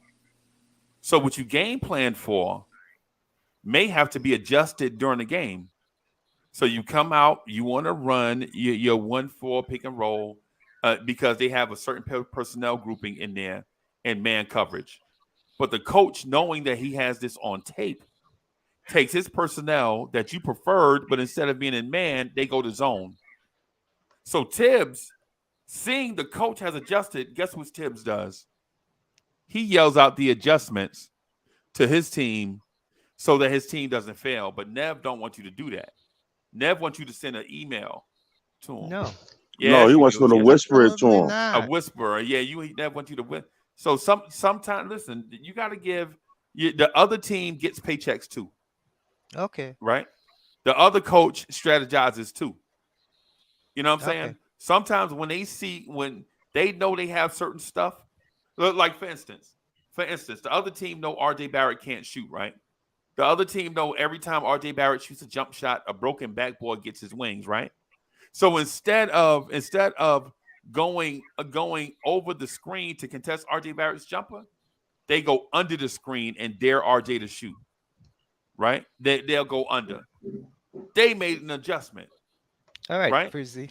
If Right. if if Rizzy, you said that when you was at the Charlotte game, you was keeping your eye on Tibbs to see if he yelled at his players. You said that he didn't yell at all at his players, right? No, that's not what I'm saying. What I'm saying I is thought I heard you he said that. no. I'm saying he didn't yell the majority of the time. Which, when you look at the games on TV, it looks like Tibbs is a raving lunatic, a madman.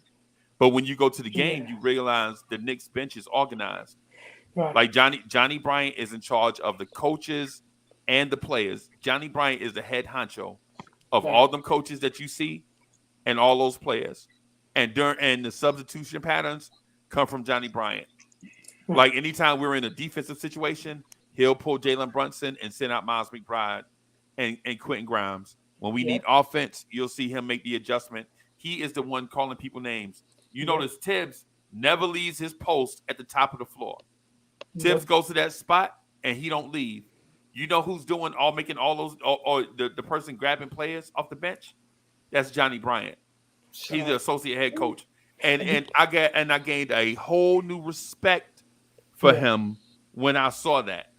Because it never dawned on me that they would be that organized. And I know y'all are gonna be like, no, that can't be true. Yeah. But again, don't look at the lady at the bottom of the screen. Look Frizzy. at how Johnny. Don't look at that lady at the bottom of the screen, man. You know what I'm saying? Look at the coaches, right? Frizzy. To be honest, I think Tibbs is yelling more at the officiating than his own players. Hey, do you see who? All right, you see the three coaches in the front, right? Yeah, And you see the dude facing the court. That's Johnny Bryant, that's Johnny Brown. Frizzy. Yeah, right? Let me give you an example. The writing Nev, I just gave you an example and I showed you proof. Frizzy, yeah. let me give you Johnny a Bryan is doing most okay. of the coaching. Let me give you a counter example. Oh, here we The go. writing What do we need with a counter example when we have Ki- video evidence? come on. All right. Let me say this, Frizzy. The writing I put in the chat with the link, that was written like over a year ago of the same Johnny Bryant. There was on the Tibbs, there was a procedure. Johnny Bryant would notify Tibbs when to take out plays at a certain point. You know, so minutes wise, it was Johnny's Bryant responsibility to if a player is playing too many minutes or too less of minutes or when to, you know what, hey, we got to pull this play. Tibbs cursed Johnny Bryant out. But a year and a half ago, he cursed the guy out literally on TV. That that that procedure was abandoned. You know. So another example, you, it's on you have under 30 under 50 seconds. I think it was about 33 seconds left in the game. You call in you calling on top of your lungs, you shouting on top of your lungs, ISO, ISO, Julius, ISO. Is the other team to stop and not believe what the coach is telling them? That uh, an isolation play is coming for Julius? Or is the other team to say, you know what? Let let Julius go one on one and do whatever he wants. Yeah. Is that correct? Would they be correct in the assessment that we just should sit there and let Julius do whatever we want? Because the coach just says ISO Julius, ISO on top of his lungs to the entire stadium. Would you call that? Would you that say that that falls under a competent coach? Yeah. So these are the things I'm talking about. Yeah. So when I say the shouting got to go down, it's because and especially in offensive play calling, there's not much you can do but call the play ahead of time. Say up five, put a number. We go run five. Julius is five. My whole team know that Julius is five. Say five down of whatever you want to five in whatever you want to call it. But you don't want to tell the entire arena and people on the TV that you're going to run ISO play for Julius. That's not competent. That's not a competent coach. It's not a competent call, and it won't be competent for me to just sit there and let you do whatever you want to do. These are the things I don't like because, like I said, if it's offense got an the Mickey Mouse, whoever your name is, said it perfectly. I don't know. I don't remember your name. It's execution and he said something else. Execution and creativity.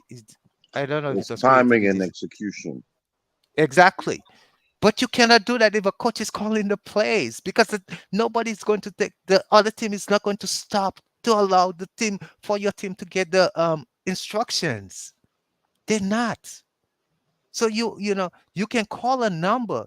What he should be doing is calling a number, or maybe calling it in timeouts, and say we're going with a five down or five out, or whatever he wants to call it, or Julius right, Julius left, or whatever nickname he wants to call it. But when they get But on the but court, but the thing, Nev, like if he, it doesn't matter if he calls Julius ISO or not.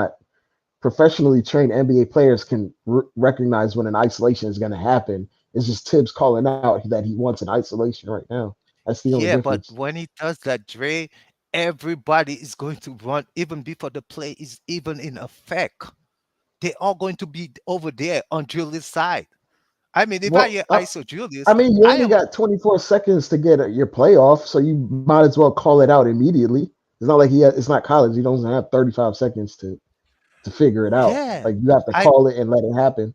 But give it some kind of nickname or something. I mean, just to, it's you want a little bit of deception. You just don't want to just call it out, and before you know it, a guy is cheating and intercepting the pass because that's what's going to happen. If I know it's ISO play coming for Julius, I'm going to be cheating on Julius' side, looking for the pass to come to Julius and try to intercept it. You But understand what I'm saying? Nev, how many times have you seen like a play get called up and it's for like a post up for someone and they get fronted? And it's not necessarily that the coach even called it out. Like it could be on another team. If the team can recognize what you're doing, it doesn't matter if it's screamed out or hollered out.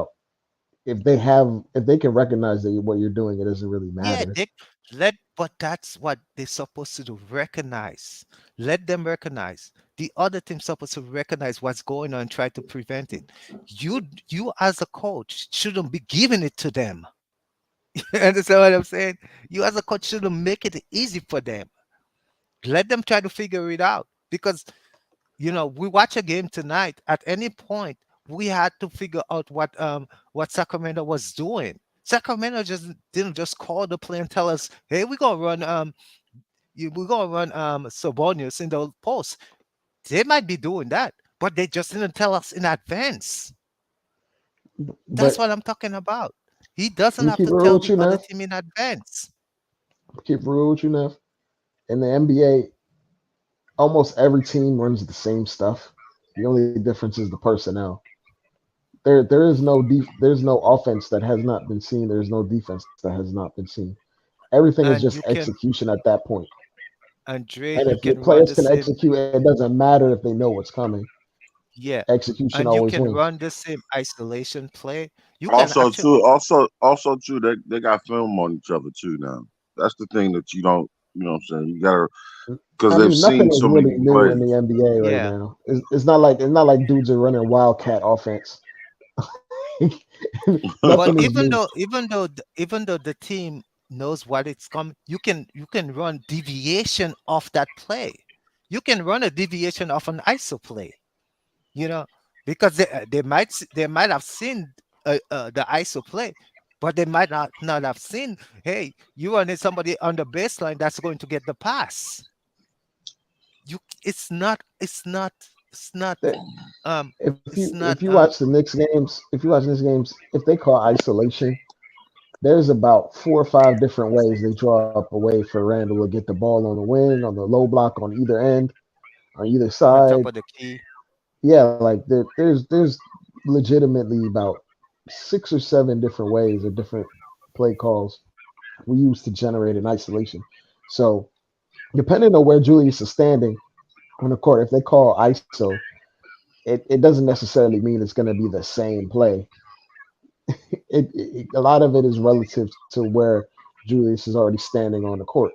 So, for instance, if he And a calls matchup. isolation, yeah. So if he calls isolation and Julius is already standing at the right wing, Julius is going to go move to the block on the right side, probably, or come closer to the top of the key. But like it depends on it's all relative to where Julius is on the court at a given time. Yeah, So I when agree he with that calls point. isolate, like a lot of times when Tibbs is like screaming out, like he's screaming out something that's like actually happening live or something that can happen immediately, not rather like him calling out the play before it even happens or anything like that. Like I don't know if you watched the last game, but Tibbs literally had to scream to cut because everybody was just standing there watching instead of moving.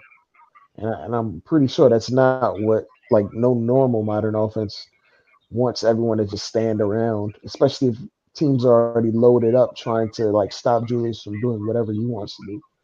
So like I can understand where maybe you think Tibbs is overboard with structure, but at times some of these players need it because we don't necessarily have the highest IQ basketball players, if that Because makes again, sense. that should be something you work on in practice, Dre. The But what's to cutting. say that they don't work? What's to say that they don't work on it and they do in practice and it just doesn't really show up in the game? Because Well, a lot of if times, a it's lot of the things you work on in practice doesn't translate, at least yeah, mentally for some. yeah, as far as I remember, when I used to play ball, if you work on something, you're supposed to try to execute it as your best of your ability. There are times when you're not going to get it, but i- you know, over a long stretch, you shouldn't be screaming it out all the time. You shouldn't need to scream it out all the time, and that's my problem. The the the game after game, screaming, shouting should by now, win what game 30, that should be going down. Your play Maybe should that be, maybe that's how just he calls his plays. Because if you see other coaches, they might throw up a hand gesture, a few fingers, or play four, and the coach will scream it out audibly or say it to his point guard that's walking up the court. I want you to run this. But Hey, you know what, Nev? Though, Nev, you were absolutely right about one thing.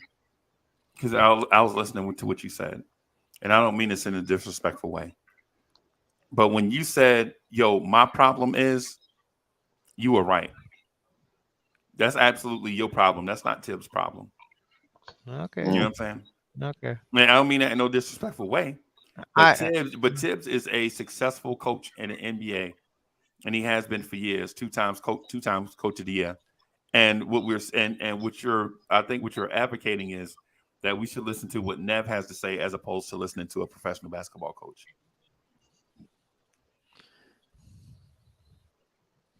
I just have a different viewpoint, and it Understand? might not, it might not go anywhere. But I think it's a legitimate point. And I, my belief is a legitimate point. You know, I I, understand what you're I, saying. I just, these are $1 million athletes that we're talking about, highly paid, skilled professionals, and if they can't stand to be yelled at for 48 minutes and still go cash that check, then they don't need to be in the NBA. I know somebody it's that'll take that job for them if they don't want it. and Beg your also like pardon? we don't I know have people like a that envy them. I know people I that would am love to be in that position. Who? Man, me? and Right. there's people that get yelled at for a living for like 1/100th or 1/1000th of that salary. Right. 2 weeks ago, I got yelled at about not getting some signatures, and I don't make nowhere near that money for my job over signatures. I got yelled at, a grown man. It like and also like we don't have like the we don't have the floor general type point guard on this team. If we had Chris Paul on this team, Tibbs would never call out a play. but he If shouldn't you, with Brunson. Why is he Brunson calling is play? Brunson Brunson is a Brunson is competent player. Brunson. He's a competent player, but he needs structure. Otherwise, he'd come down and isolate 50% of the time. If you put every decision on the court into Jalen Brunson's hands, he would default into isolation basketball more than the average point guard would, in my opinion.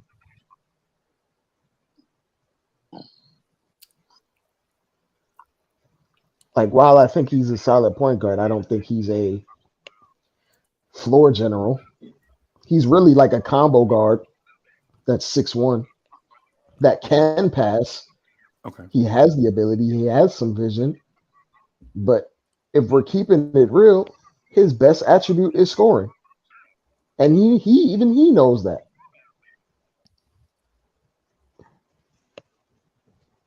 So when we're like trying to analyze who or what who does what, it's not necessarily the same for each player. And in the chat, like Chris Paul does isolate, but he also knows when to not isolate, and he picks his spots. He picks his spots a lot better But than the point I'm trying every to point make, guard. So Dre, the yeah, point I'm really trying to make is that year one, when year three of Tibbs' reign, and the screaming hasn't come down one bit.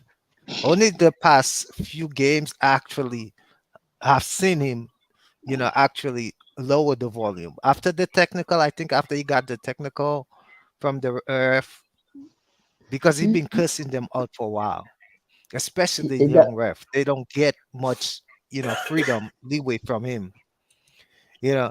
So, but after that, the volume has come down a bit.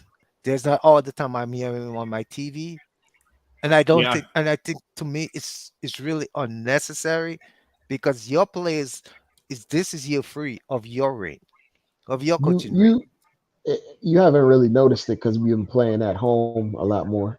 So there's a crowd drowning out his voice. If we played in Orlando's arena all the time, you'd hear him pretty much all the time. in that empty arena. So Yeah, but what I'm saying, man, it should be coming down because Okay. there's not much your team doesn't know by now. They're quite a veteran team with some young players. You know, I don't think there's not one first year player on this team. All I There's, watch is crazy. what was that? No, I'm just reading. I'm reading something All I watch said in the Oh, chat. okay. There's not a first year player on this team where we can say, hey, he's a rookie and he's getting, you know, substantial minutes. There's not one on this team. These are all second year player and above. there's still like 21. There's still a bunch of 21, 22, 23 year olds, man. But Still, they should know the play calling. They should. There's no excuses for them not knowing the playbook. If there is a playbook. if that was the case, we'd never see a play like not work out correctly where somebody's in the wrong place. Like even this year, you would see Jericho Sims line up in the wrong place or not know where to set a pick because he didn't But understand the play.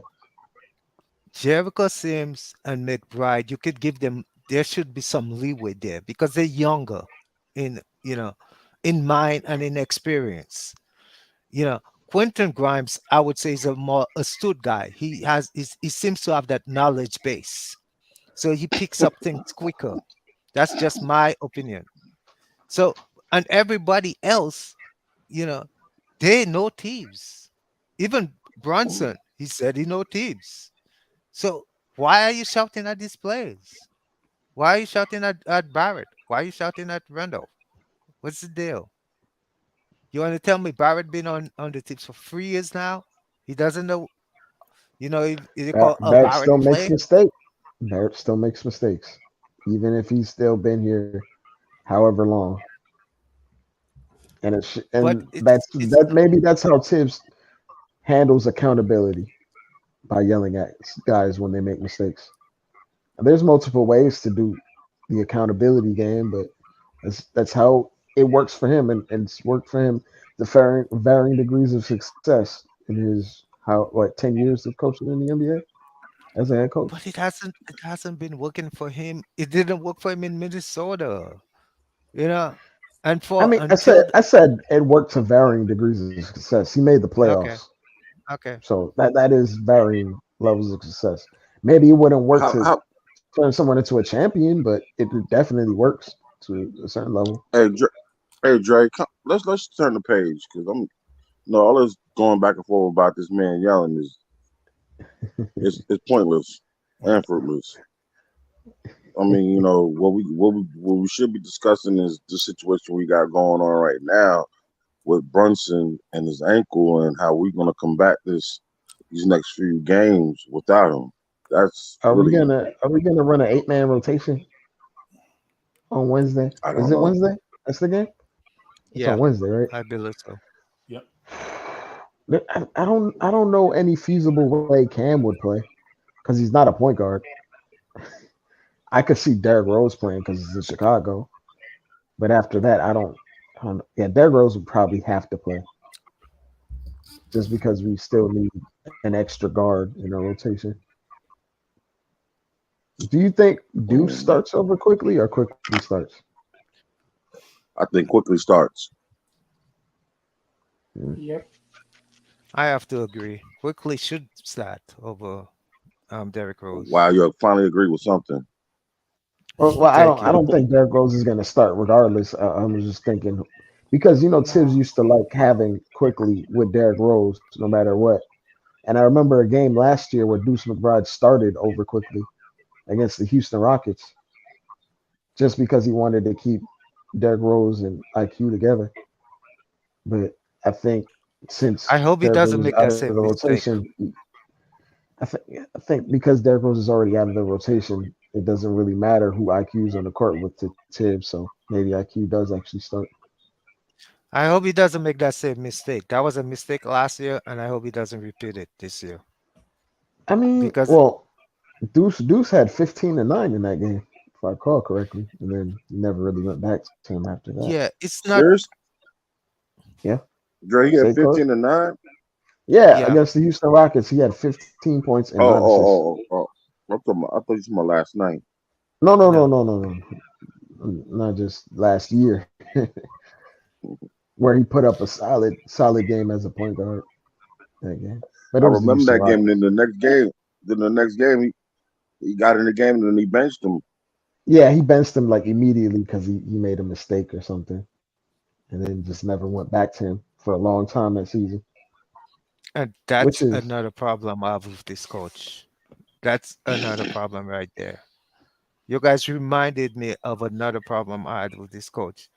And last year, when in the very first game, this coach played Sims, and I was so mad, man. I was ready to I could have burst a vein because I am saying you cannot put a young player in that position where you cannot guarantee him, and you can't even guarantee him you're gonna play him the next game. Why you playing him in the first game? You know, why would you do that over Obi? That drive me nuts. You know, yeah. So that's another, and that's why I believe it's important for him to play um um quickly, because quickly at no time he gave quickly minutes in a meaningful game last year. You know, to boost this kid confidence, to let him know that you on his side. You know, he has to start quickly. You know, I'm kind to agree. Well, to the quickly Mm. part.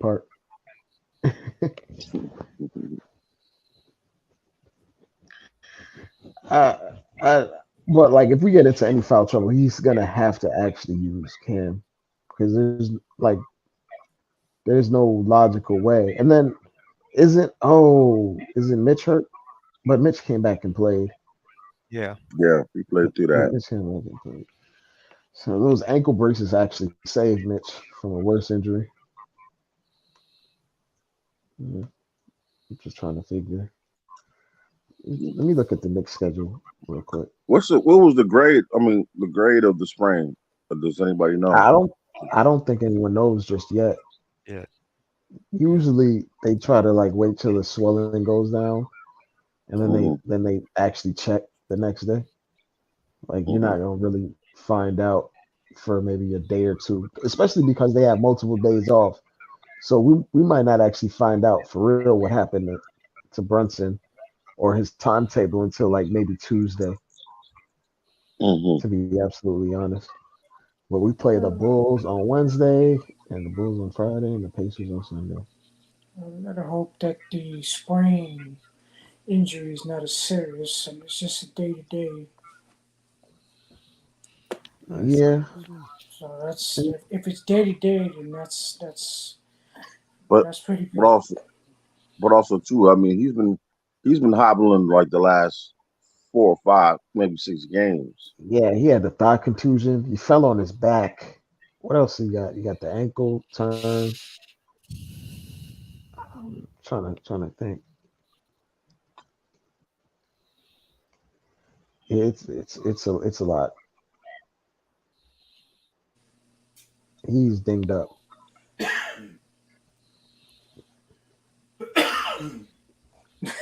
Freezy eating his peanuts again, huh? Sunflower. It's sunflower seeds. Hmm. That's making you cough. Yeah, man. Yeah, man. It's sunflower seeds. You know, You over there snacking? I don't Yeah, know if I'm you working I don't on. know if you heard me when Yeah, I no, said I'm that. always working, man. Working on stuff. So, Dre, I'm working. Remember the thing I was telling Rel? Yeah. Yeah. I I don't know was if you just heard. Go ahead, Jay. no, you good. Go ahead, Adam. I don't know if you heard me when I said that. To be honest, I think Tibbs, when he's yelling on the court, I think he yells more at the officiating than the players. That that's kind of what it looks like to me. I, From I s- from what I from what I read from Brunson, said he was doubtful to return with a sore foot. If you saw the injury, like the guy fell on his foot. on top Like on he top turned of the his ankle a foot, little yeah. bit, But I don't Yeah. even think it was a turned ankle. It was more like his midfoot, Eh, like eh, the guy put like it like fell on his foot itself. yeah, his ankle was already on the side, and the guy fell on top of it. So I don't think it was much of a twist.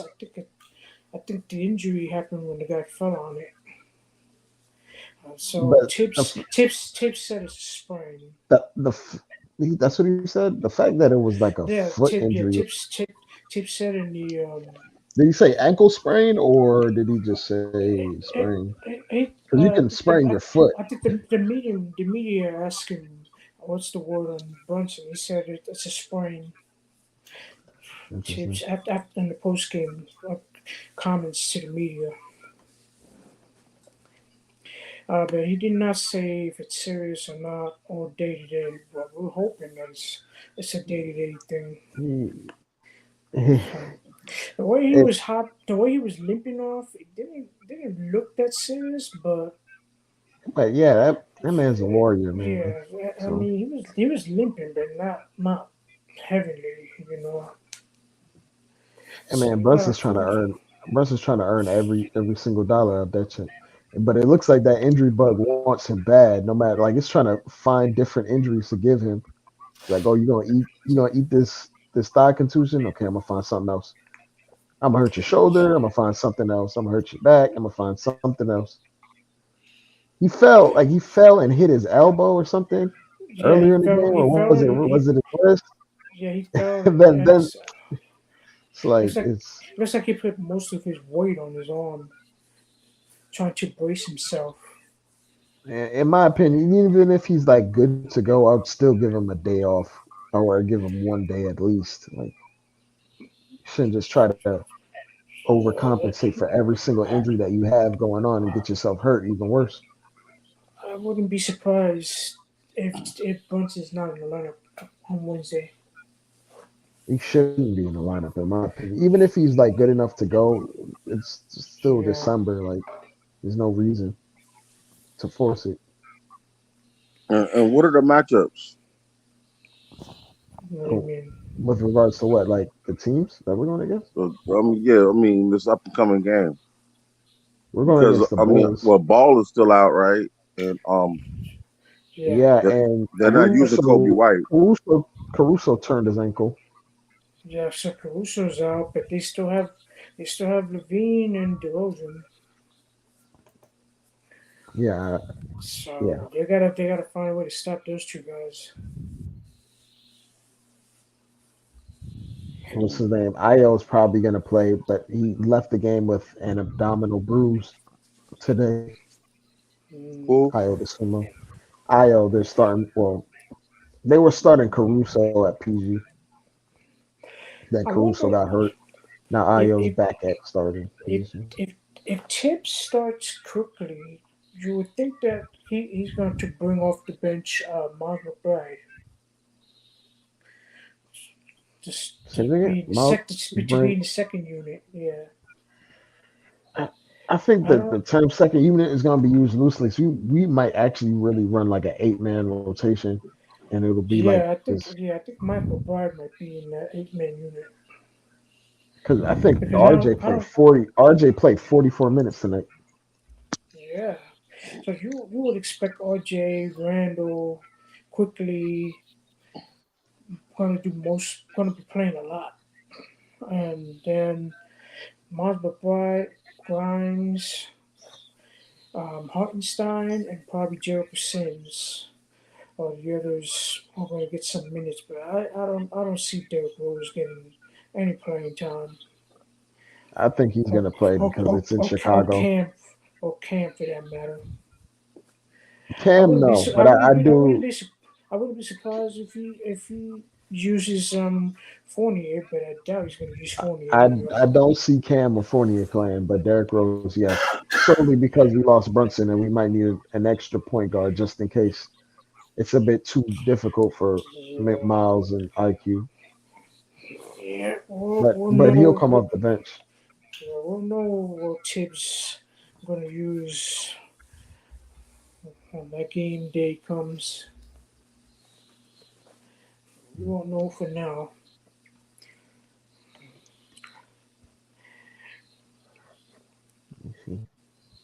because Rose and Fournier and Cam on the trading block. It's hard to say if Tibbs are going to use one of those three guys. Cam doesn't necessarily fit a need if he's just gonna run RJ 38 minutes. So he's Yeah, gonna run RJ 40 minutes. That's just what's gonna happen. and Julius. Oh yeah, And that's a I good. can see Quickly playing over 30 minutes as well. That's gonna happen. We already lost Brunson, and he's been Yeah, playing a high amount of minutes anyway. yeah. Without Bronson and Obi, He's who else Tibbs going to go to? IQ has been playing 27 minutes a night the last 7 games. Yeah. Well, no, the last Not, 5 games actually. Okay. not the only way Tibbs will play Cam and Fournier if the front office tells Tibbs to play them because the Knicks are a little short-handed. But other than that, I don't think Tibbs will even use those guys unless the I front don't think the office front tells him to. office. I don't think the front office dictates anything Tibbs wants to do.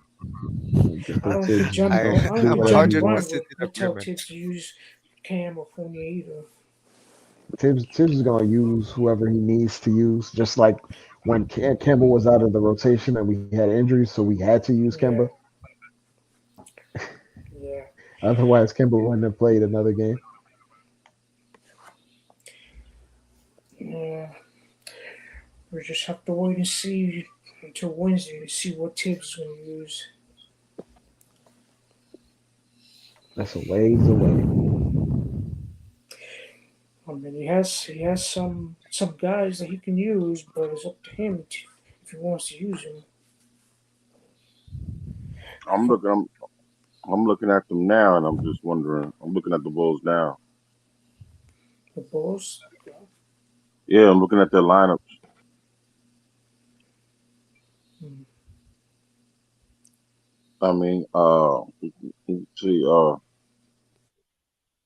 Well, I just like they said, yeah, they had a crazy one against the Hawks,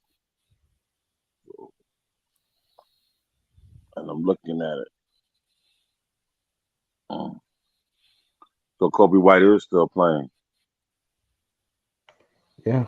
I don't know who they're gonna start if Caruso and Io are both out. They're probably gonna start Kobe White and Well, they reluctantly. just started. It looked like they started But but Sumo. but it is gonna be 3 days from now, so they might those guys might be back. It's not like they're playing tomorrow or on Tuesday, Hmm. you know. So it's a few days And the, away. and Levine is not in the starting lineup. I think he's coming off the bench. No, he's starting. Oh, he Who? is Levine. Levine. Oh yeah. The only thing they changed around in the starting lineup as of a few days ago was they took Io out of the starting lineup and then they put in Caruso, but then Caruso got hurt within 5 minutes of the last game, and then Io got hurt on Sunday. So Mm. it's like both of their starting point guards that they wanted to trot out got hurt in back-to-back days and had to leave games.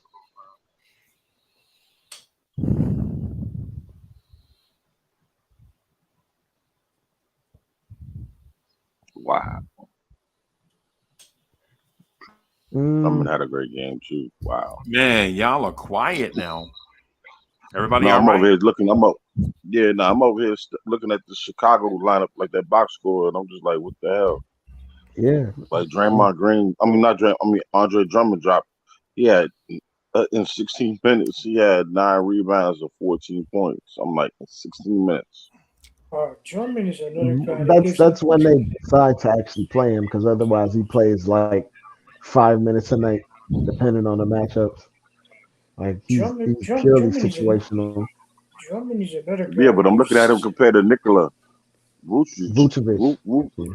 Yeah, Vucevic, who played 37, had eight rebounds and 13 points. You know what I'm saying? In 37 minutes. Yeah, I think they played a couple lineups with him and Vooch together. Mm. Yes, because the Hawks. Well, Well, the Bulls lost on a buzzer beater because of the kid from Duke again hit a shot to beat them at the buzzer. Who? Adrian Williams. Griffin. Griffin.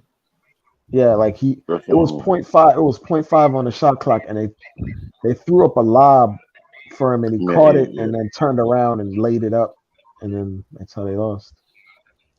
It's point five. Wow. They lost with point five to go. Lost on a layup. Just- Let me see this Well, box. So. I don't know what to tell you, fellas. But I think we'll be all right. I think Yeah, possibly. I think possibly if it's just a foot, he might be able to play. I believe the Knicks should find a way to beat the Bulls twice. Uh, If they nothing is do, guaranteed with these Yeah. injuries, man. Nothing is guaranteed at this point. Especially when you're playing a back to back, it's always a tough game. So if they, even though we capable of beating them twice, it's very hard to beat them back to back. well, it's not a I back-to-back game, think Nev. both of the It's a games, day yeah, off in between. both of the games are going to be in Chicago. So Yeah, Yeah, but it's a day off in between two games. hmm. Yeah, they play Wednesday and Friday. wow. So the Knicks, even though they're gonna be without Brunson, although we don't know what's his status on his injury. We got RJ, we got Julius, we got Quickly, um, Grimes, McBride, Sims, and Hartenstein, and Mitch. We have to work what we got to try to beat the Bulls. My bad if you Hey, heard all of Freezy. that. Yo. Hey, Freezy. Yes, Quick sir. question. When is the Knicks playing the Hawks? I don't know. Let me check. I think it's January, right? Yeah, January 20th. Oh yeah. All right. I'm gonna start trying to give me some tickets for that now. I'm definitely trying to do that now. Man, I'm going. I just need some friends to hang out with in Atlanta, bro. Man, you got me. Yeah, You going to You that got me. game? You got L. Freezy, yeah, you You know man. I what going? I'm need some saying? people. I need some people to hang out with, man. Freezy, Some you going people to that that'll game? bust open a Waffle House like 2 o'clock in the morning or something Oh my and God! talk Knicks all night. You know what I'm saying? You Oh, know what I mean? believe me. I'm gonna take some time off for that one. That's a Friday too, right? Is it a Friday? I think that's a Friday night. What? What's a January Friday what? night? It's a Thursday, January 26th. Is that what you said? No, 20th. Yeah, I think the Knicks And then it against is January a 20th. Friday. the Knicks against the Yeah. Hawks in Atlanta is on Friday night. January 20th is a Friday. Oh yeah. Yep. You going to Oh Atlanta, Freezy? Yep. Oh my God! You want to watch? You want to watch Trey Young do his bowling crap on the floor, right? They know me there though. Oh, they do. Yeah. Me and Hoodie Kev used to get a suite. As soon as you see Trey Young doing that How's bowling the thing, Atlanta arena? How's that? How's the Atlanta arena? It's as soon as you see Trey Young doing his bowling thing, letting the ball roll up the court, make sure you get Trey Young's attention, Freezy. Tell him to stop that. well, if I get close enough. But what I would say, Dre, like the arena, as far as arenas go, it's clean.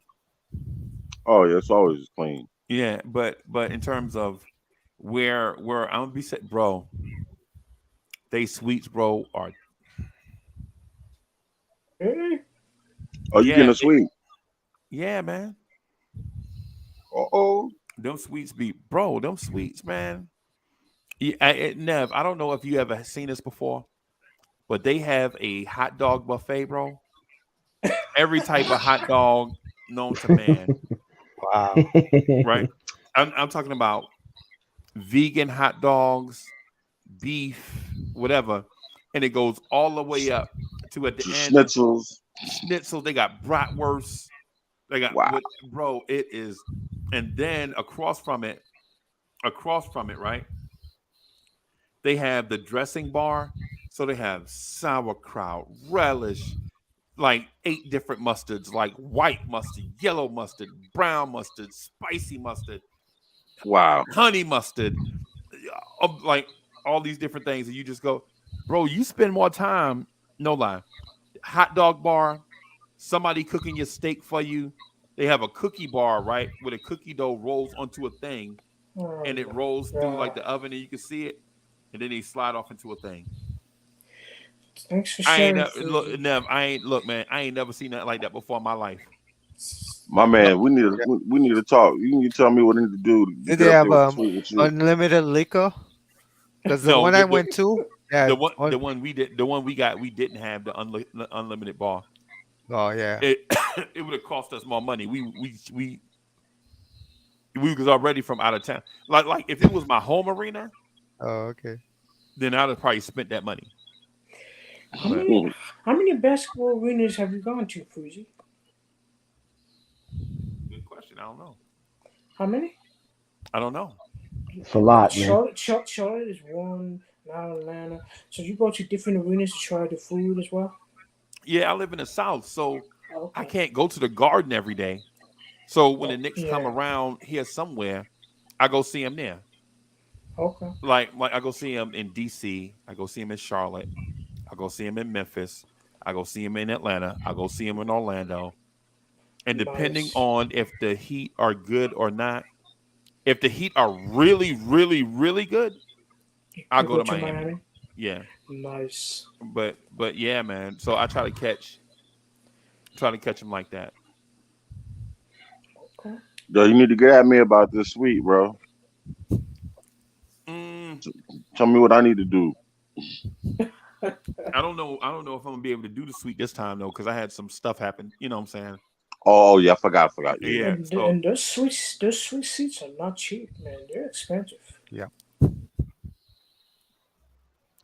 They're nice, but they're not cheap.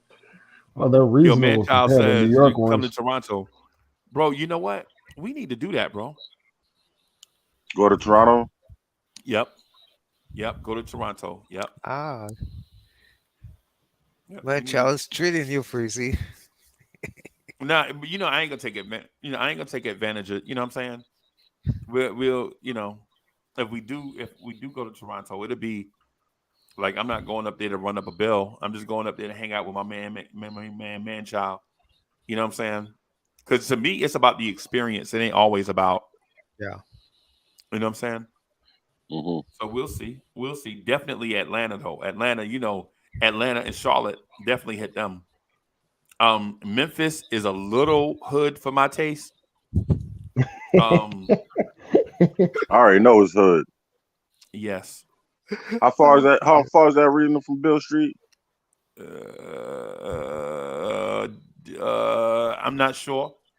I think they're on separate sides of. Bill Street ain't hood. Let me just say that. I know it ain't. It used to be really. I mean, it's really nice. Yeah. They got all the nice hotel. Yeah.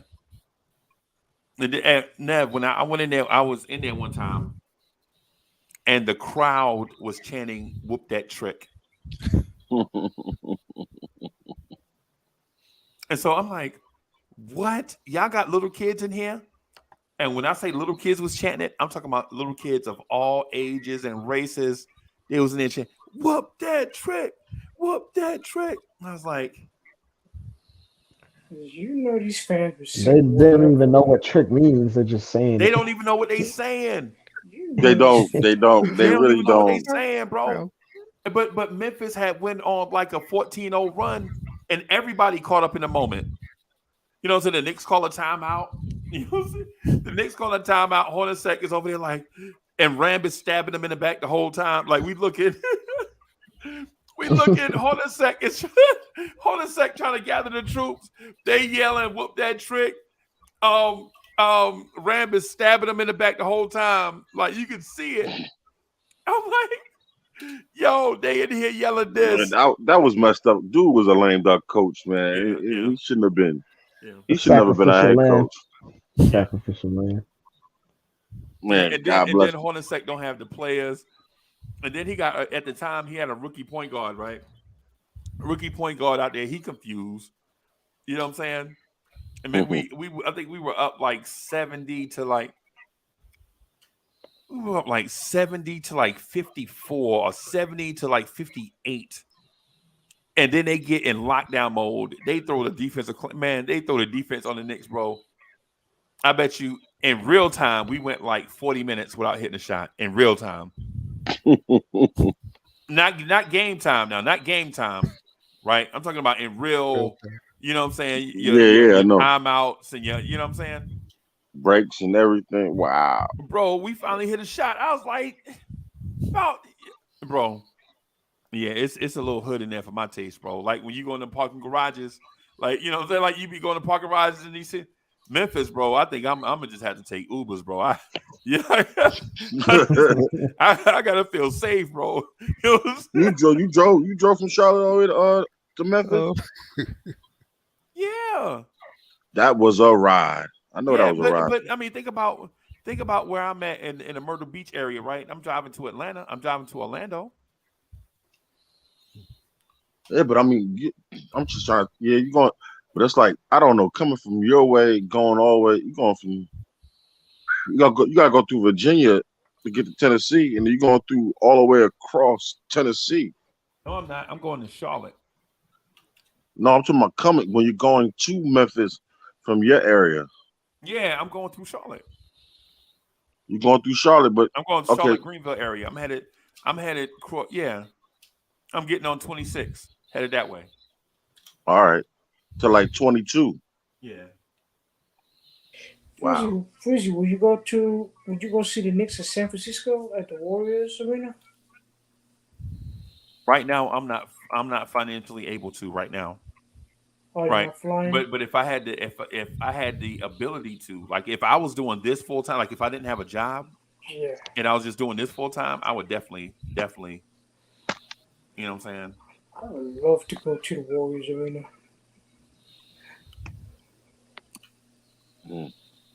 That would be interesting. I don't know. I would fall out to see if there's a lot of us out there. There's a lot of Knicks fans everywhere. Yeah, I mean, I know they are, but you know, in that particular area, and you know, because of that, all the success that they've had, you know what I'm saying, to actually see 20, 30 Knicks fans in their arena would shock me. No, it'd be Bro, what it shocked me? more. When I went to an LA Lakers game, right? When I was out there, there's at least several hundred Knicks fans just sprinkled all about in green. I mean, in orange and blue. Yeah, and it's still Lakers, a Lakers town, but there's New York transplants everywhere. Yeah, And we show out everywhere we go. There'll be a couple hundred Knicks fans in every arena. Like, and I really wasn't expecting it, but yeah. I would I was talking to Subliminal 209 about flying over for the Portland game, and right when we was talking about flying over, like doing the Portland thing, then we had a bunch of stuff happen. Oh, Sub lives all the way over there. Yeah, Sub's in Portland area. I did not know that. Didn't know that. Yeah, man.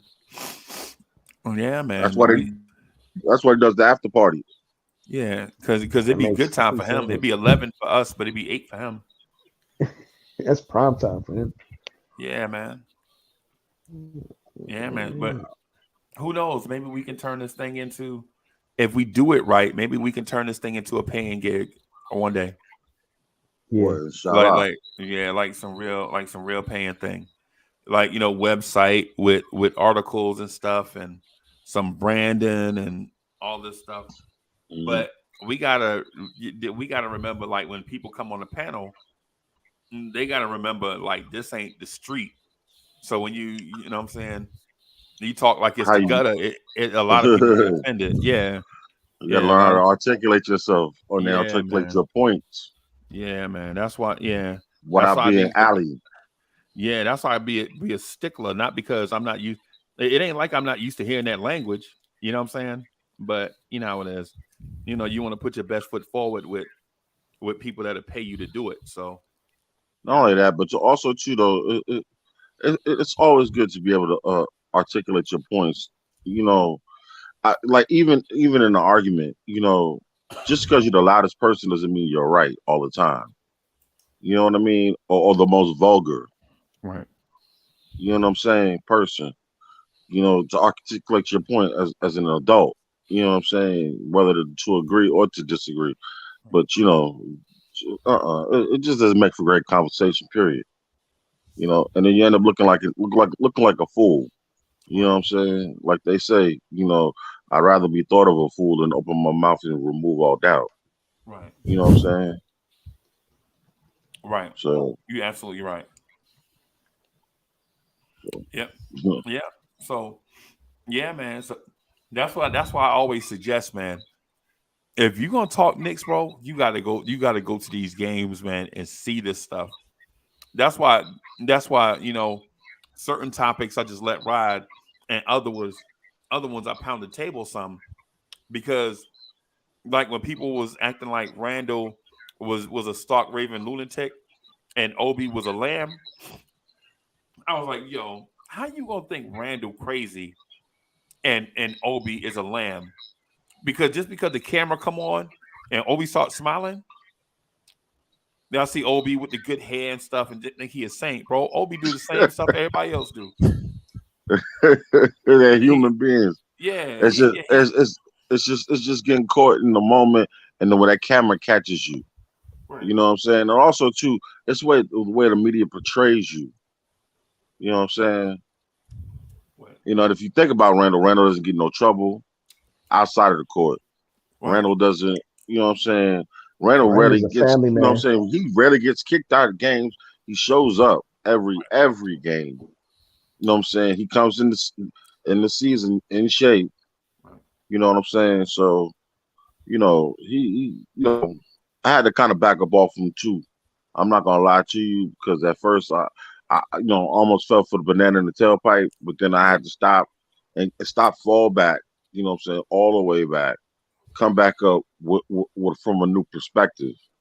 You know what I You know mean? what I want to say? And look at it. I want to say like to Randall getting ejected.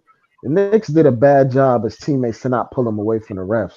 They just let him go. Like every other team, like if they see a guy gets attacked and he's hot in the moment, if someone pulls him away, like RJ should have been there, Brunson, and like they should have just grabbed him and moved him away. Like every other team does that. Even Randall pushes away guys when they get text. But you Yeah, know can what I? though? Yeah, When you but have a young team, young They team don't know don't that. don't know nuance, Yeah, right? yeah, Young team don't know how to, what I'm saying, understand the moments all the time because they hadn't been in it enough. They have to yeah. gain those experiences. Like I'm sure the next time they see it, somebody will race over to them, right? But you can't Mhm. talk about what you don't know. Yes, some of them acknowledge they. I think RJ and Brunson acknowledged that they didn't do the right thing in that situation because I think Grimes had him um hold him back for a little bit, but he let him go. I can't remember. I'm pretty sure it was No, Grimes. it was Brunson. It was Brunson, Brunson, and yeah, then that's when he got checked. that's He got yeah because That's when he he should got have teed kept up. yeah he should have kept him away from the other referee. oh, it's very hard to calm Julius down. Once he gets And heated, you know what? oh, And yeah, but it's the coach's fault in that case. What I That do too. if I see it about to happen, I'm calling a timeout,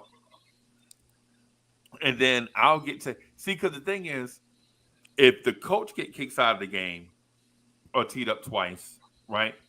Then the player who has the direct impact on the court can stay in the game, even though he's still mad, Then, right? yep. Right? You know what I'm saying? Casey Jones used to do. You remember Casey Jones from the Boston Celtics? Yes, Mhm. sir. Larry Bird get mad, bro. Casey Jones will go up there and take them two techs quick. You know what I'm saying? Then Larry Bird Hmm. will beat your Yep. team and laugh, but get the I last Yep. laugh. You know what but I'm And I what's saying? called? What's your man Ford to finish the game for him? Was it Phil Ford? Not No, Phil Chris Ford. Chris, Chris Ford Chris Ford. with the mustache. Yes, sir.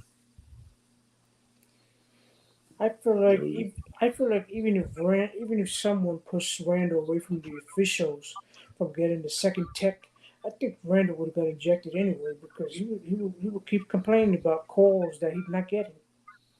Because Well, Randall was getting fouled all game. He was getting It called. was it yeah, like, but he was hitting shots before, so like like it's a compounding effect. If he's getting fouled and he's not hitting his shot, he's gonna get very upset.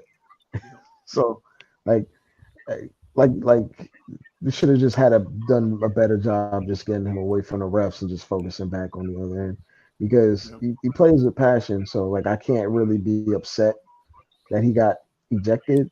I just wish he didn't. But it's also on his teammates to like get him out of Dodge to save himself. Right. Because even Randall himself, when he sees like other people get texts, he'll run over and get guys up out the way. Or just say, tell them chill, relax, relax, relax. Like ironically, he would do it. But eh, it happened. The kids figured it out. They held them to 19 points in the fourth quarter, Yep. even though our offense was a mess and we only scored 17 points. Right. I don't know because Randall got fouled a few times in the first half. He wasn't complaining too much to the referees, but in the second half, Because that he jumper was was getting falling. That's why. clobbered. He was getting clobbered, and the officiating wasn't calling anything. And Randall got fed up, Man, so he I got mean, two tech. I, He got two tech back to he back. gets fouled every game. He gets fouled two, three times extra every game. Yeah, but he gets most of those calls. This game in particular, he didn't get any of the calls. Does he get I most of the think, calls? I feel like he still doesn't get most of his calls. Like he should get. and he's not respected. He is not. No, he's He's one of not. the most least respected leading scorers in the league. Yep. Yeah, that's the point. You see Devin Booker get the calls. You see Kyrie get the call. You see a lot of stars get the calls. KD, And B, AD, LeBron, they all get the calls. But when it comes to Randall, he's not getting the calls. And so it comes to the point that Randall's fed up. But Oh, that's the coach is exact in the point I chat. was making earlier. Coach is in the chat. What's up, Coach? Is Coach at work? I don't know.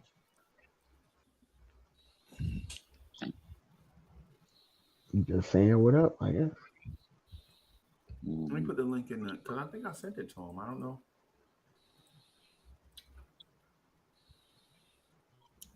Hold on. I'm sorry, y'all. I'm multitasking, I'm doing a couple things at once, just like Nev. Nev doing like 5 things at one time. That's why he disagreeing. But He over there doing 2 things at once.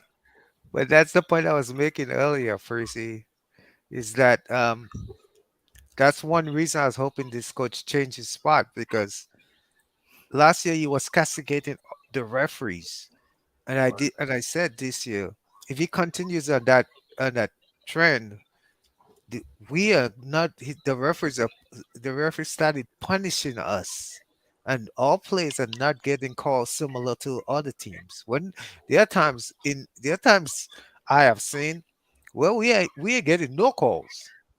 You know, Right. I mean tonight wasn't all that bad to me. I didn't. It wasn't excessive like some other times. I just thought Randolph just lost his cool in the moment because he did get fouled and because he hit his head on somebody else's leg. So I think that got him upset. He's hitting the leg. When he hit his head on somebody else's leg. I think that just got him really mad, and he went out of control. But it wasn't as though the referees were really bad tonight compared to other nights, you know, because I've seen worse. Well, yeah, Randall lost his cool, but even at a certain point, you're getting fouled three, four, five, 6 times in one quarter, and the officials ain't giving you the calls. You can't expect Randall to stay quiet. And, He tried to stay another, quiet. but he should have maintained his composure because he was having an outstanding game. He could have go for like 40. He could have went for 45 or somewhere in that area. I mean, it's not that he was having such a bad game that he needed. He I was mean, he having a needed good a game, goal. but he was having a bad quarter to that point. Like I think he Yeah, he missed his was. first 4 or 5 shots in that quarter. Yeah. And then the fouls, that the uncalled fouls that took him overboard. So like I can see why he was clearly frustrated. It's on your Yep. teammates to get him out the way. You gotta have the IQ for that. Yeah. Yeah, because we should have seen Randall easily go to the line like 6 times and hit 12 free throw shots Mhm. if he got those calls. Okay.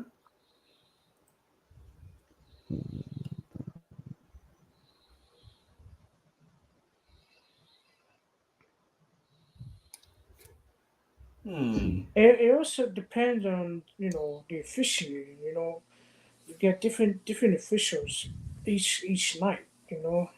So some officials will give you most of the calls, and some officials won't give you that much calls. So I don't even think it that's matters the referees. I think Julius doesn't get calls compared to his peers or players on his level or stature in the league. He just doesn't. Compared to how physical his game is, it doesn't make sense. Because if you see a guy like Jimmy Butler is just as physical as Julius Randle, but he shoots way more free throws. Jimmy Butler's another guy. He But gets the drawing a balls foul too. is an art. Drawing a foul is an art in itself. So, but hey, Freezy, I'm gonna head off. I don't know if you're running next morning drive, but I'll show up if you are. Okay. Yeah, man. I think Freezy might be doing the morning drive tomorrow morning, right, Freddie? All I'm right, Or in bye the doing guys. market research right now.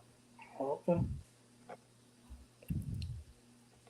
Just some stuff. Um, Dre. Oh, Dre gone already? Okay. Yeah, man. Okay. I'm just doing some stuff. I guess we can wrap right here. Um, thank you everybody for coming through and rocking with us. Um, it's an exciting time, what I'm saying, to be rocking with you guys. Thank Um, you. yeah, man. And the future Yeah. is bright. Let me just say this just real quick before I get out of here. Man, the future is very bright for Lawrence Tears. I thank everybody for coming through and rocking with us. And I know we the little guys right now, right? We like the little engine that could right now, but in the future, what I'm saying, I'm thinking we'll be, if not the biggest, at least be in that conversation here soon, probably within, We already in the conversation. yeah, within a few months or so. So we still looking for talent. If you know how to write, if you got on air stuff, if you got certain things, what I'm saying, that you do well, and you feel like, what I'm saying, you may be able to contribute, what I'm saying, I'm always here. I'm not a jerk. I'm a real life person. You know what I'm saying? So thank you everybody for coming through and hanging out with us. Yeah, man. I don't know what time that we'll be doing the next morning drive in the morning. It's 2 right now. I'll probably be doing this stuff till about 6.